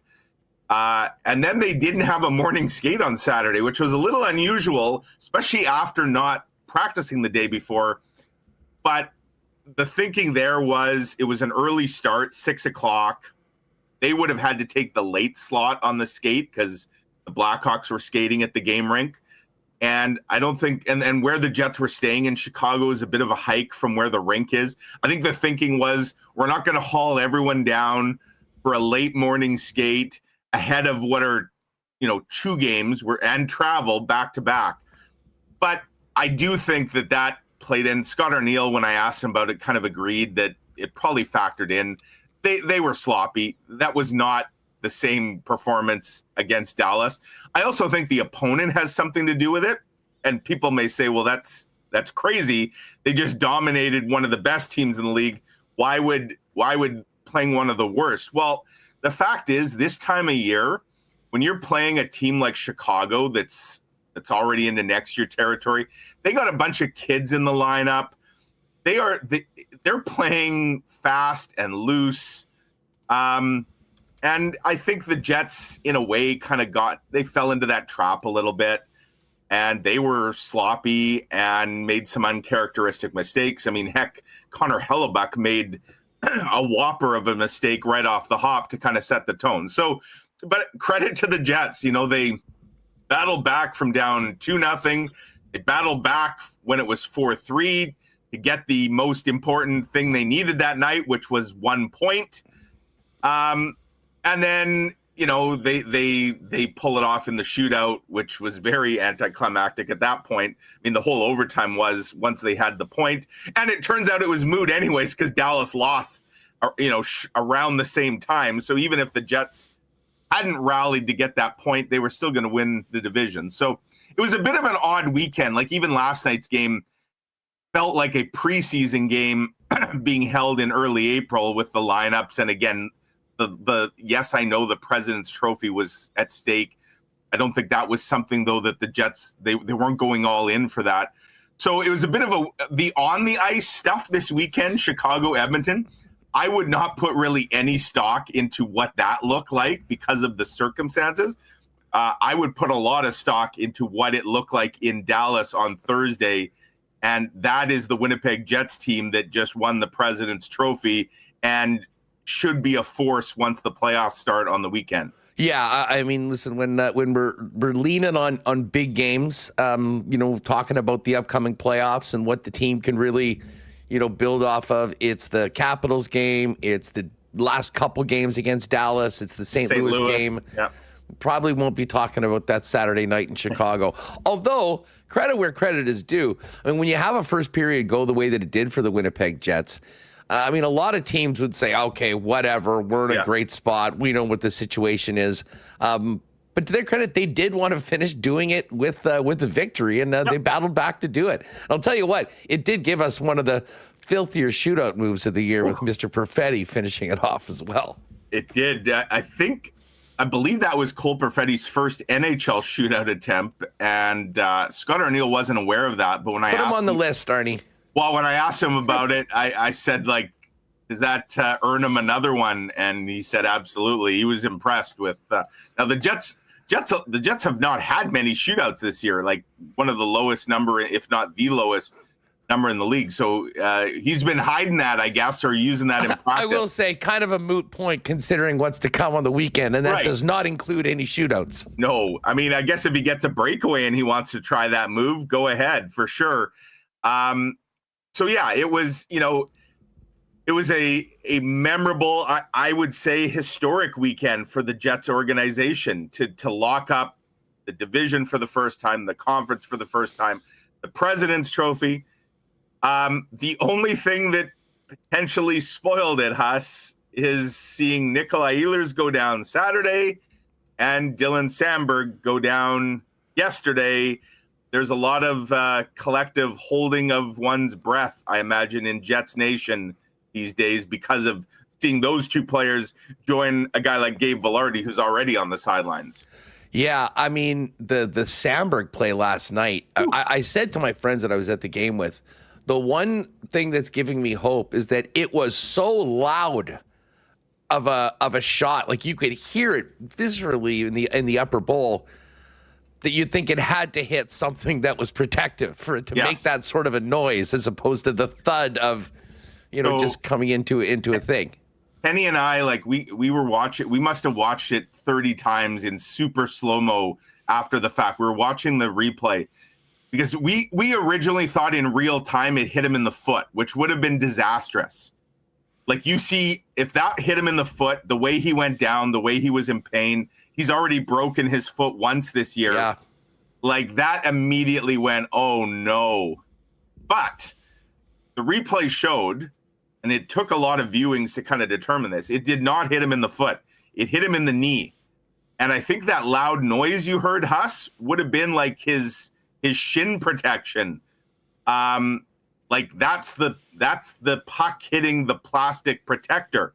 Now, clearly that only absorbs some of the impact. And it was a hell of a shot by McDavid. I don't know what the speed on that was clocked at, but that was a laser. And obviously the way he went down and how much help he needed getting off, you're like, well, this is a disaster. I will say the update after the game was surprisingly positive. And, Scott Arniel has already stated that he's not going to get very detailed on injuries to guys with playoffs, and that's what coaches do this time of year. So I actually said to him, I know you said everybody's going to be listed as day-to-day, but can you give us any kind of update on, and for him to say, I believe the words were, he's going to be okay, is how he put it. And like, that's a shockingly good development for the Jets. Now, will he play Wednesday? Probably not. Is he going to be ready for game one of the playoffs? I guess we'll see. But again, I think it certainly sounded like the worst case scenario was avoided. And there's probably swelling and pain and all that.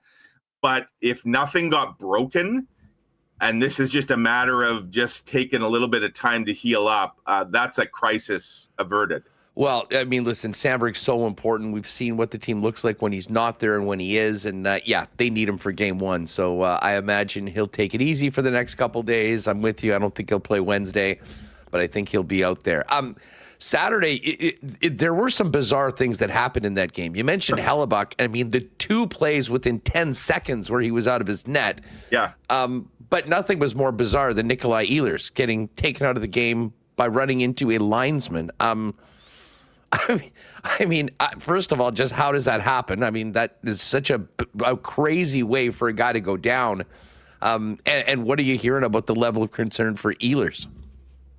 Yeah, I don't recall really seeing a play like that before. I mean, in a way, it's kind of amazing. It doesn't happen more often because you've got 12 skaters on the ice between the two teams, and 4 officials, 2 refs, 2 linesmen. You got 16 people on the ice. It's a game that moves really fast, and it's kind of, now we have seen in the past there have been some collisions. Like I remember there was a case a couple of years ago where I believe a ref had to get stretchered off the ice because a player absolutely smoked him. And it was the ref who got hurt, not the player. This is the opposite. This is the player getting hurt. The linesman was fine.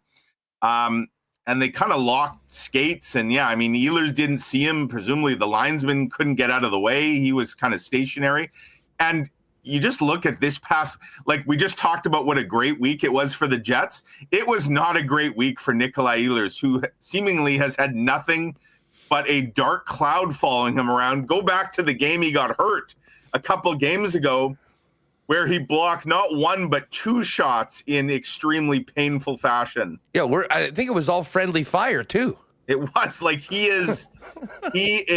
someone's got the voodoo doll or something. With he needs to get Jobu that borrow it from the Blues. So he's just had a run of bad luck and kind of stuff that you don't see very often. Obviously he only missed 2 games with the foot injury caused by the friendly fire from the first time. And now I also think it's positive in that Scott Arniel said that this was more a re-aggravation of that injury as opposed to a new injury. And again, I didn't get a sense just in the room and around the team on the weekend, I didn't get a sense that there's a huge degree of worry about Nikolai Ehlers. Mm-hmm.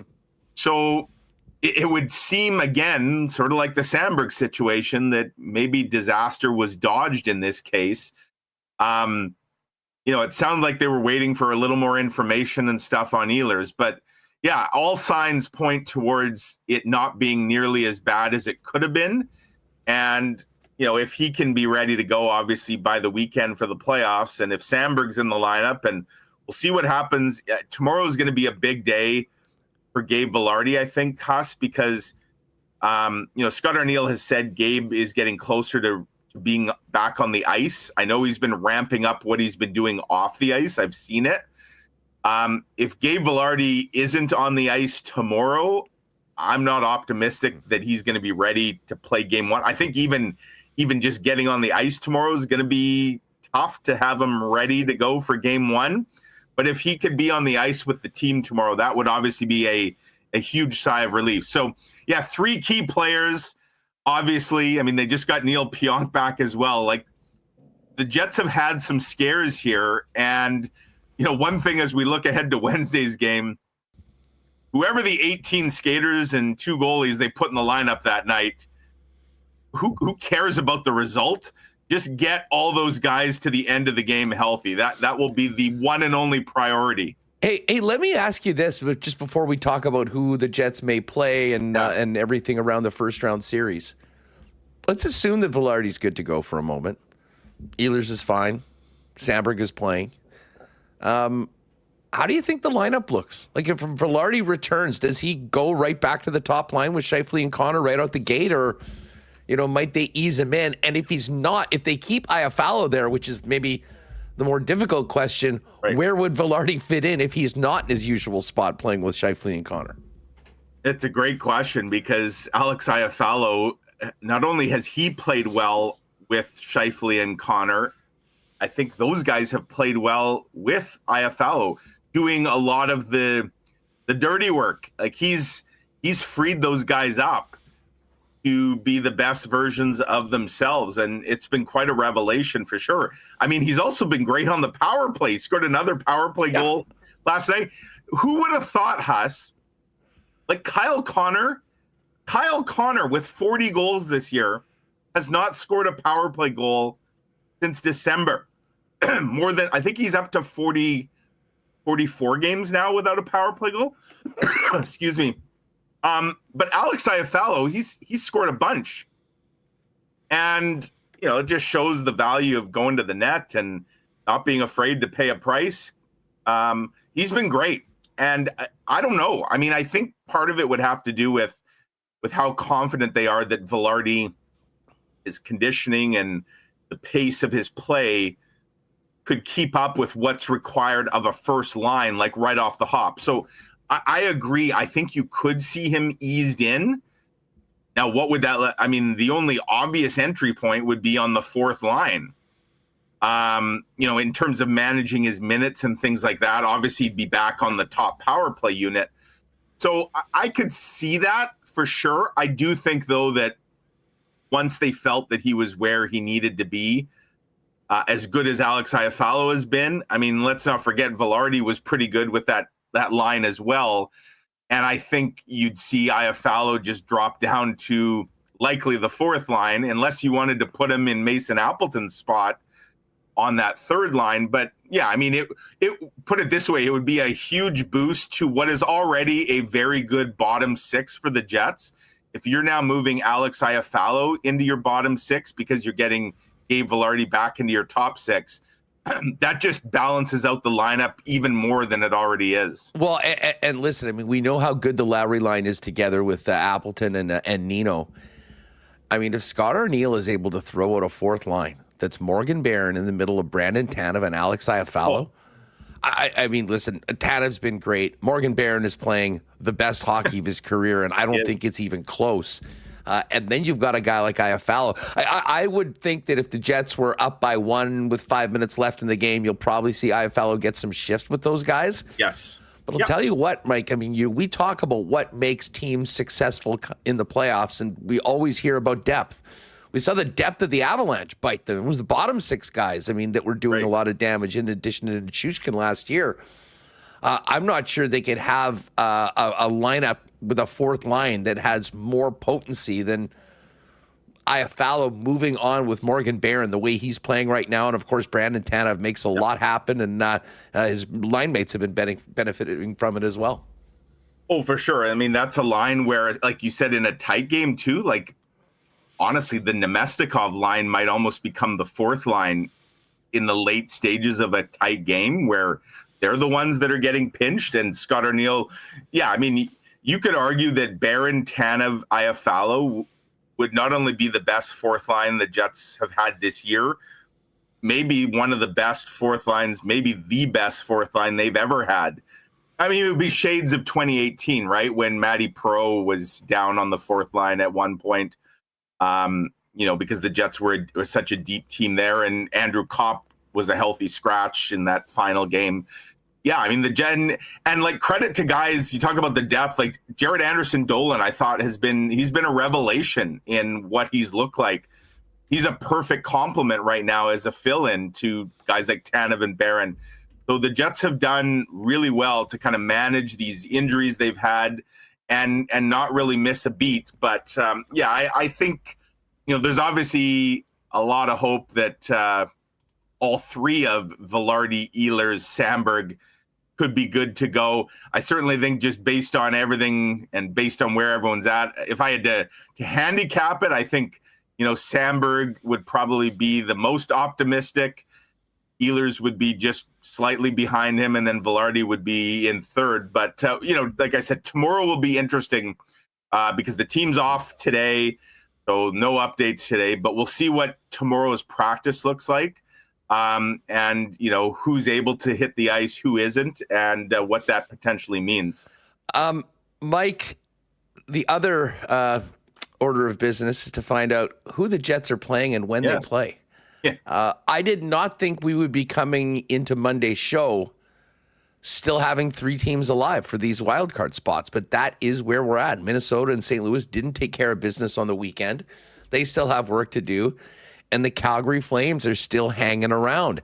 Now, as we spoke last week, Canadian television would love to have Canadian teams play on Saturday because of the late end to the season and the number of games and series that are playing on Thursday.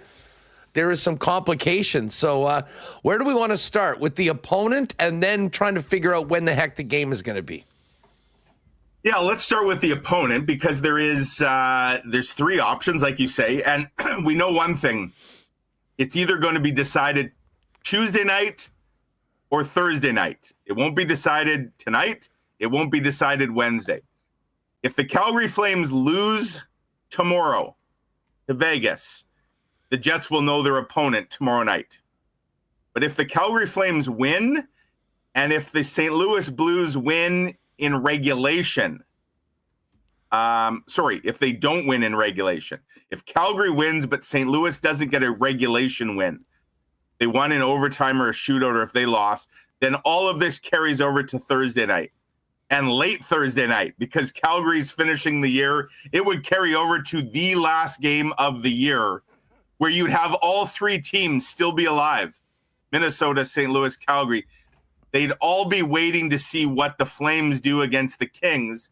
And that's a game, by the way, it's a makeup game. That's the game that got canceled earlier in the year because of the wildfires. So this game should have been played months ago. And then tomorrow would have decided everything, because Calgary would finish its season tomorrow, as would Minnie in LA, or Minnie in St. Louis. So the simplest I can put it is this: if Minnesota beats Anaheim tomorrow and it's in Minnesota, the Jets do not play the Wild. Minnesota will lock up the first wild card spot if they beat Anaheim. They'll be penciled in to play Vegas.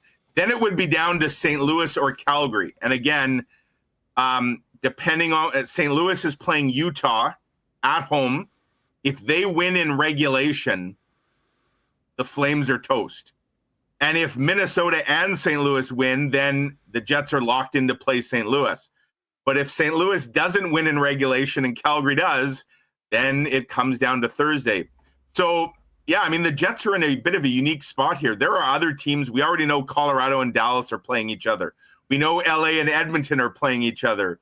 We know New Jersey and Carolina are playing each other. I think all the other series are going to get settled tomorrow as well, except for this one. So the Jets potentially have to plan for 3 different opponents. They also don't know when they're going to start. And this takes us to what you just mentioned, Huss, Canadian TV, and a bit of an issue. So if you look at Thursday night's regular season schedule, Toronto and Ottawa are both playing Thursday night. Is the NHL going to force both those teams to start their playoff series 48 hours later? Well, I don't believe those teams want to play on Saturday. And I think the expectation is that they would be given an extra day of rest. Washington plays on Thursday. They're going to play Montreal, likely. And so would they start Washington, Montreal Saturday? Likely not, because, again, Washington is going to only have 2 days break. And then Calgary, if they manage to get in, they're playing. So you have these Canadian teams. The only Canadian team that is going to be done before Thursday that doesn't factor into a series right now would be the Jets. And that's where I believe if the Jets are playing Minnesota or St. Louis, the plan is to start Saturday when there's a concert, which would be bumped. And if it's Calgary, the Jets would play Sunday. Now, I've heard that there's one other potential wrinkle when it comes to St. Louis, Huss. And it may now be a case where it's only going to be Minnesota with a Saturday start, that St. Louis could actually be Sunday along with Calgary. And that's because the Blues have an arena conflict towards the end of next week in St. Louis, where their rink will be unavailable for 2 straight nights due to concerts, which I'm told will not move. And so there's going to be a gap between games 3 and 4 in St. Louis. And the NHL won't want to have the series be so spread out by starting it on Saturday in Winnipeg, because the game 4 in St. Louis can't even be played till the following Sunday. So there's a lot of things in play here. And arena availability is very much a factor. So what I'm telling you today is this, and this is not fact. This is just what I believe. I believe if the Jets are playing the Wild, it starts Saturday. I believe if the Jets are playing the Flames, it starts Sunday. And I believe if the Jets are playing the Blues, while they originally were going to start Saturday, it may now be Sunday. And again, all of this may not be settled till like close to midnight on Thursday, which is going to be quite something if that happens. Yeah, the one thing that we can confirm is there will be playoff hockey at Canada Life Centre this weekend. Yes. It will be packed. People will be in white, and the Jets will be ready to go. And it will be one of the Flames, the Wild, or the St. Louis Blues coming here to Winnipeg to take on the number one team in the NHL as the 8th seed in the West. It's not going to get old for the next couple days, and then we'll focus in. I guess the game on Wednesday is going to be, Mike, as you mentioned, a bit of a victory lap on the season. It'll be fan appreciation. Fans will be doing Joey Chestnut things with the free hot dogs and the pop and a bunch of prizes and whatnot. But then come Saturday or Sunday, the real thing will get going. Obviously, I know you, Kenny, and the entire Free Press team getting ready to do it big. Fill us in on what we can look forward to in the paper over the course of the upcoming week heading into round one. Yeah, we'll have like a real in-depth deep dive playoff tee-up coming later in the week. We won't put that together till we actually know who they're playing. You can't dive too deep when you don't know the opponent. So yeah, that'll be coming up a little later this week, probably in Saturday's paper and online Friday. And of course, yeah, we'll have double coverage every day down at the rink, and we'll be on the road, of course, covering all the road games throughout, from start to finish, no matter how deep this run goes. And certainly there's a lot of hope that the Jets could still be playing meaningful hockey into May and into June. And so, yeah, we'll be covering every minute of it, home and away. Looking forward to what should just be there's nothing like what this city is like around playoff time. And I think everybody who was around in 2018 remembers just how special this city felt. And, this team looks to be pretty special. Could they replicate some of those 2018 vibes? That's certainly what the hope is for fans in Winnipeg. Well, the record speaks for itself, and I can tell you it sure was nice to have a victory lap game last night, one more on Wednesday, to just give the nerves a little bit of a rest because, they're going to be working overtime come the weekend. Mike, thanks for doing this. We'll catch up soon. Thanks, Huss. All the best. All right. Thanks again to Mike for jumping on today. Great to have him on the program. Look at this, 666 in the chat. What do you know? Another big show today, and not surprised after the Jets clinched the President's Trophy. If you're new around these parts, make sure to hit that subscribe button. We are here every day, 1 o'clock p.m., live on YouTube. And make sure to go to your favorite podcast feed and subscribe or download Winnipeg Sports Talk as well. So that'll be in your audio feed in and around 3:30, right after we finish the show on a daily basis. Let's get to the why not question of the day for Not Autocorp over at Waverly and McGillivray. Who do you want, folks? Who do you want in the first round? It's either St. Louis or the Minnesota Wild or the Calgary Flames. Let us know right now in the chat who your preferred opponent is. We'll check that out in a second when we get to fan feedback. The entire city's getting ready for next weekend and the beginning of what will hopefully be a long and very fun playoff run for the Winnipeg Jets. If you haven't already, get on down to Royal Sports and get your whites ready for the playoffs. You got a massive whiteout section with the biggest and best selection of Winnipeg Jets merchandise you'll find anywhere. All of it in white player tees, white hoodies, white jerseys, everything you need to be a part of the whiteout, whether you're in the arena, whether you're at the street party or gathering with your friends for the big game at home or around town. Royal Sports, your number one spot for Winnipeg Jet merchandise and so much more. And with spring here, great deals on bikes, new bikes coming in by the day, not to mention soccer, softball, baseball. It's all there waiting for you, along with their massive whiteout section over at Royal Sports. There you go. You can see a few. They got the painter's smocks, the white tees. Yeah, Royals ready for the playoffs. You can get ready for the playoffs by heading down and visiting them at 750 Pembina Highway. One more regular season game to go, folks, and that's Wednesday. The Jets and the Anaheim Ducks will be a bit of victory lap for the President's Trophy winners. And then the real deal starts, the Stanley Cup playoffs. If you're not lucky enough to be in the game or at the street party, you know your local Boston Pizza is going to be doing it up big all playoffs long. Pick a player contest for all Winnipeg Jet games, the game on the screens with big sound and big beers, delicious wings, gourmet pizzas, all waiting for you at your local Boston Pizza. And hey, if you can't make it out for the game, you can always order online at bostonpizza.com. And hey, big win. There were many cheers on the weekend. Cheers to Rory McIlroy. Cheers to the Central Division. Cheers to winning the West. Cheers to the President's Trophy. And of course, when we cheers around here, we do it with a generic or 1919 from Winnipeg's favorite local brewery, Little Brown Jug. You train day in and day out, learning new techniques, approaching new concepts, and living out the thrill of achieving your goals. Building a craft beer is no different. While you spend your hours on the ice, we spend ours here, brewing our trademark beer. Again, and again. Here's to pushing the status quo and challenging ourselves to build something memorable. 1919 by Little Brown Jug.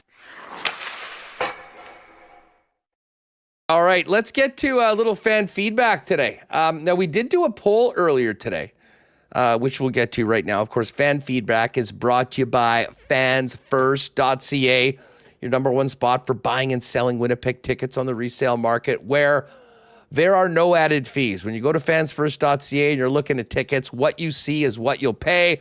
No fees on top of the price. And I can tell you, as a season ticket holder that's had to sell some seats over the course of the season occasionally, best customer service, fast payment the day after the game, electronically deposited into your account. Check out the site today.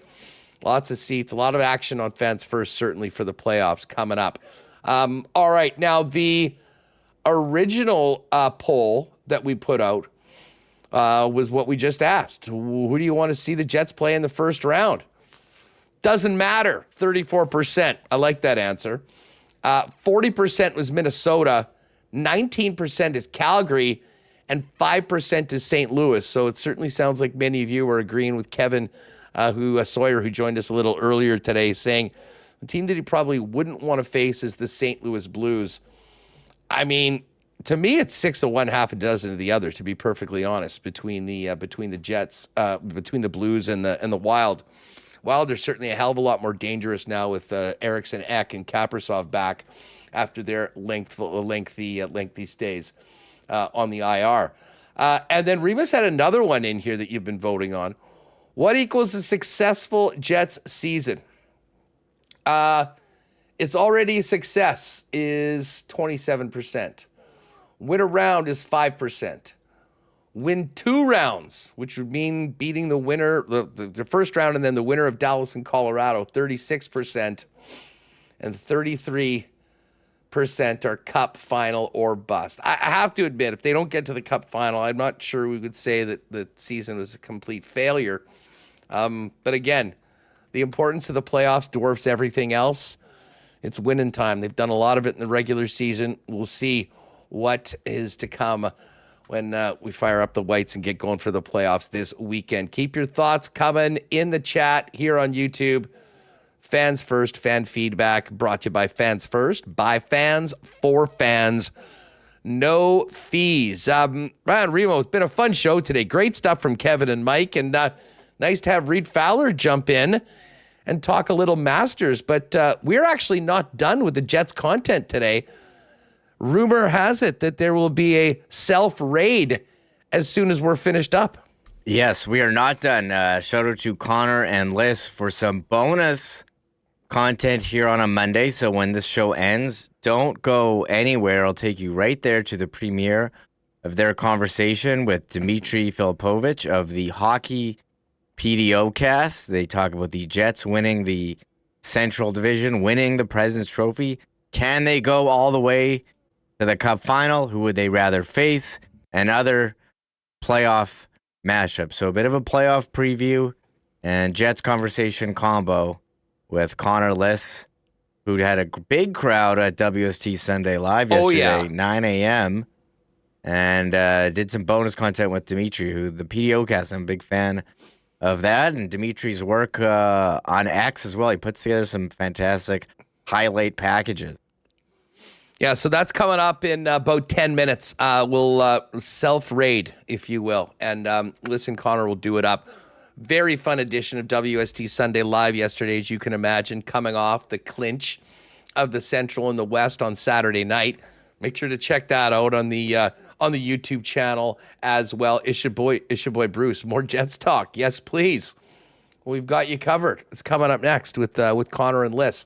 So looking forward to following up the show with that. All right, let's get over to Coolbet. We are, what a weekend. This honestly, when you talk about sports weekends, that one is going to be tough to top. I mean, the only thing was missing is maybe more stakes in the Jet games, but I was fine with that. We've had enough stress and nerves to see whether the team could finish the job and win the Central and get that 1 seed. They got it done, and then the President's Trophy was just a bonus on that Saturday night. I did, and a shout out to everyone that rode with me on the Corey Connors top Canadian at the Masters. That was as close to free money as we were going to get, plus 120 on the number, and then used a 30% win boost for the Masters on it. So it made up for a few outrights that didn't come through. And of course, Rory McIlroy cashing those pre-tournament tickets at plus 675, completing the Grand Slam. We did talk a lot about Rory today and about what he might be capable of doing moving forward. And we got talking about what if he was able to complete the Grand Slam this year, which would be meaning winning. And we went into each individual tournament. He's 7-1 to win the PGA. He's 9-1 to win the Open Championship, and he's 10-1 to win the U.S. Open. What about the Rory Slam? What about winning the entire thing? Well, the boys have put it together and put a massive boost. It's plus 10, 12, 11, which bottom line is if you bet $10 and Rory wins the Grand Slam this year, the return is $10,000, 131. Needless to say, I could not resist. I could not resist. Plus, we're all plus 33, we're all the biggest. 509. We love Rory. Yeah, love Rory. He was. Oh, that's come down a bit, I think. Let's just see if this is done. People couldn't resist. It was too tempting. If you got in at the lock jump, yeah, I have a feeling. I mean, their exposure on this, if Rory McIlroy were to win it. Yeah. When's the last time that was done? Now it's come down significantly to a 33, basically 335 to 1. But love that number early on. Still do. It'll be fun to kind of follow along with McIlroy as he looks to continue to add to his history-making win yesterday. Tonight, Ivan Demidov makes his debut for the Habs, Remo, and it's interesting because they have not yet clinched a spot in the playoffs. I mean, Calgary hasn't put Zane Perrick in the lineup yet, waiting to find out their playoff, determine their playoff fate. Habs not waiting, despite losing on the weekend and not clinching their spot in the playoffs. The young, highly touted Russian rookie makes his debut tonight, and I believe it's plus 197 for Demidov to get a point and the Habs to win. The Habs, of course, have the Blackhawks at home. They're minus 294 favorites to finish the job and book their ticket to the playoffs. Can't wait. We just got a super chat from Paulie. $40, Huss. T-Cona Paulie. I don't know if this is for us or if he wants us to forward it to Atomic. He says, I owe someone, Atomic, $40 for my bad take that Stars take first. As well as I had Jets missing playoffs at the start of the year with 92 points. Stay tuned for my playoff predictions, which are more accurate last year. You all witness. I paid. So do I have to forward? So we're like a broker? We got to fork out $40 to Atomic? I didn't agree to this legal duty.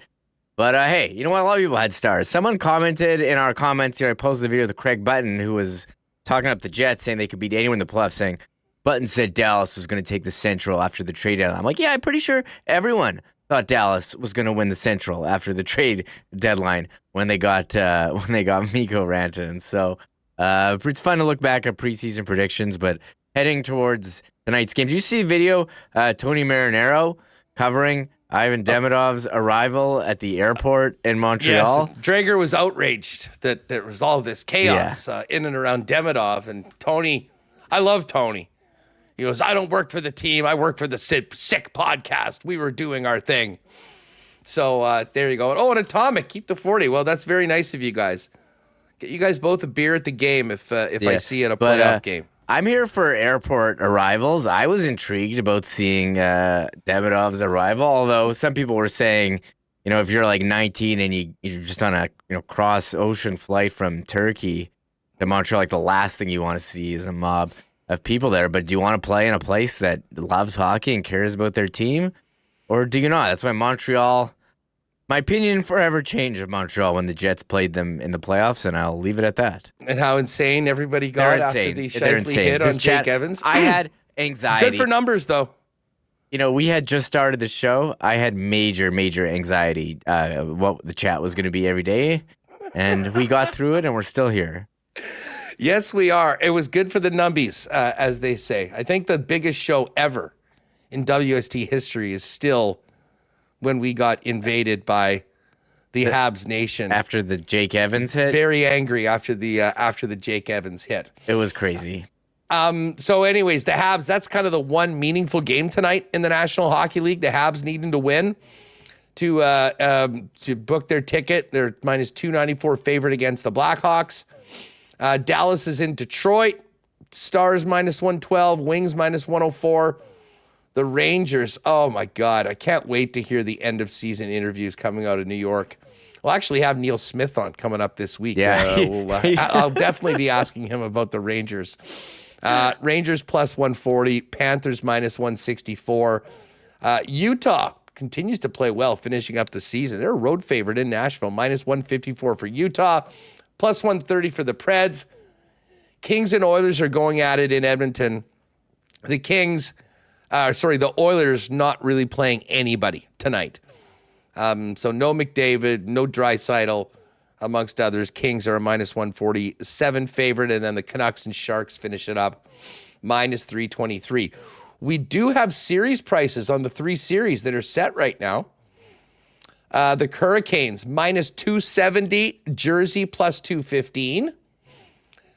Dallas and Colorado. Have you seen this yet, Remis? About the series price? Yeah. No. Do you know what? Okay. What do you think it is? You can take a guess. Dallas and Colorado. Who do you think's the favorite? What do you think the number would be? Minus 110? Minus 120? I don't know. Something like that. It's funny. It was a pick'em earlier today. Pretty close. And now the Avs actually are a slight favorite at minus 115, Dallas minus 105. I think that's actually a good line. Like, I think Colorado should be a slight favorite. I was cool. Man, Mikko Rantanen, locker room cancer? Here for it. And then the Oilers opened at minus 154 faves. Okay. The Kings were plus 130. I'd take the Kings. It's getting a little closer now. Kings plus 110, Oilers minus 133. And as far as the bets for all the marbles, Panthers and Stars are still the betting favorites in the 2 conferences. They're both 6-1 to win the Cup, 3-1 to win their conferences. Carolina, Colorado, and Vegas are plus 850 or 8.5 to 1. And then at 10-1, the Tampa Bay Lightning, the Toronto Maple Leafs, the Washington Capitals, the Edmonton Oilers, and the Winnipeg Jets. I'm surprised the Kings are 20-1. Me too. When you look at, what the numbers are on the other clubs, I can see the King. I believe the Kings are a Cup contender. And then Ottawa, Jersey, Minnesota, 40-1, Blues 45, Habs 75-1. Latest Hart Trophy odds: Connor Hellebuck minus 130, the favorite. Leon Draisaitl even money. So that's also something that we'll be paying attention to. I kind of think Helly won it with the game against Dallas, but we will see. Playoffs NBA series prices up right now. The RBC Heritage, which we'll hit on the Lock Shop on Tuesday or on Wednesday, all up right now over at Coolbet. Check out the promos and make sure, if you haven't played there before, use the promo code WST when you're making your first deposit for a 100% bonus up to $200. Fun show, Reem. Looking forward to tomorrow as well, and then finishing up the regular season on Wednesday and figuring out, which we might know tomorrow night, who the Winnipeg Jets will be playing in the first round of the Stanley Cup playoffs. Yeah, we're on opponent watch, schedule watch, injury watch. The Jets will be practicing tomorrow. Everyone's day-to-day. Everyone's got ambiguous injuries, and everyone could be an option. So I'm looking forward to seeing the Jets. And are they in playoff mode tomorrow? Well, we'll see. I guess they have one more game.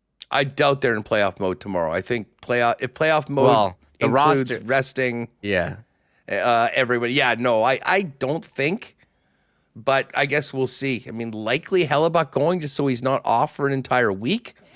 But, we'll have some more information from practice tomorrow. And then, of course, the morning skate on Wednesday's show here on Winnipeg Sports Talk. I guess we're ready for the raid, Reem? Yeah, 3:15. We got to head over to the raid here. All right, folks, don't go anywhere. Connor and Liz with more Jets coverage on Winnipeg Sports Talk coming up, along with Dmitry Filipovic of the PDO Cast. You're definitely going to stick around for that. Thanks to Kevin Sawyer, Mike McIntyre, and Reid Fowler joining us today on what's been a very, very fun, a first overall edition of Winnipeg Sports Talk, but can't wait to fire it up for the playoffs coming up next week. For Michael Remis, I'm Andrew Paterson. Thanks to all the sponsors that make WST happen every day, all of you for hanging out with us. Great contributions in the chat from everyone. Shout out to the podcast listeners. And for those of you with us live, don't go anywhere. More WST Jets programming coming up next with Connor Rabchak and Liz Hood. Oh my God! Oh! Shut it down! Let's go home! Thanks for tuning in to Winnipeg Sports Talk Daily. Make sure to subscribe on YouTube and your favorite podcast feed at winnipegsportstalk.com.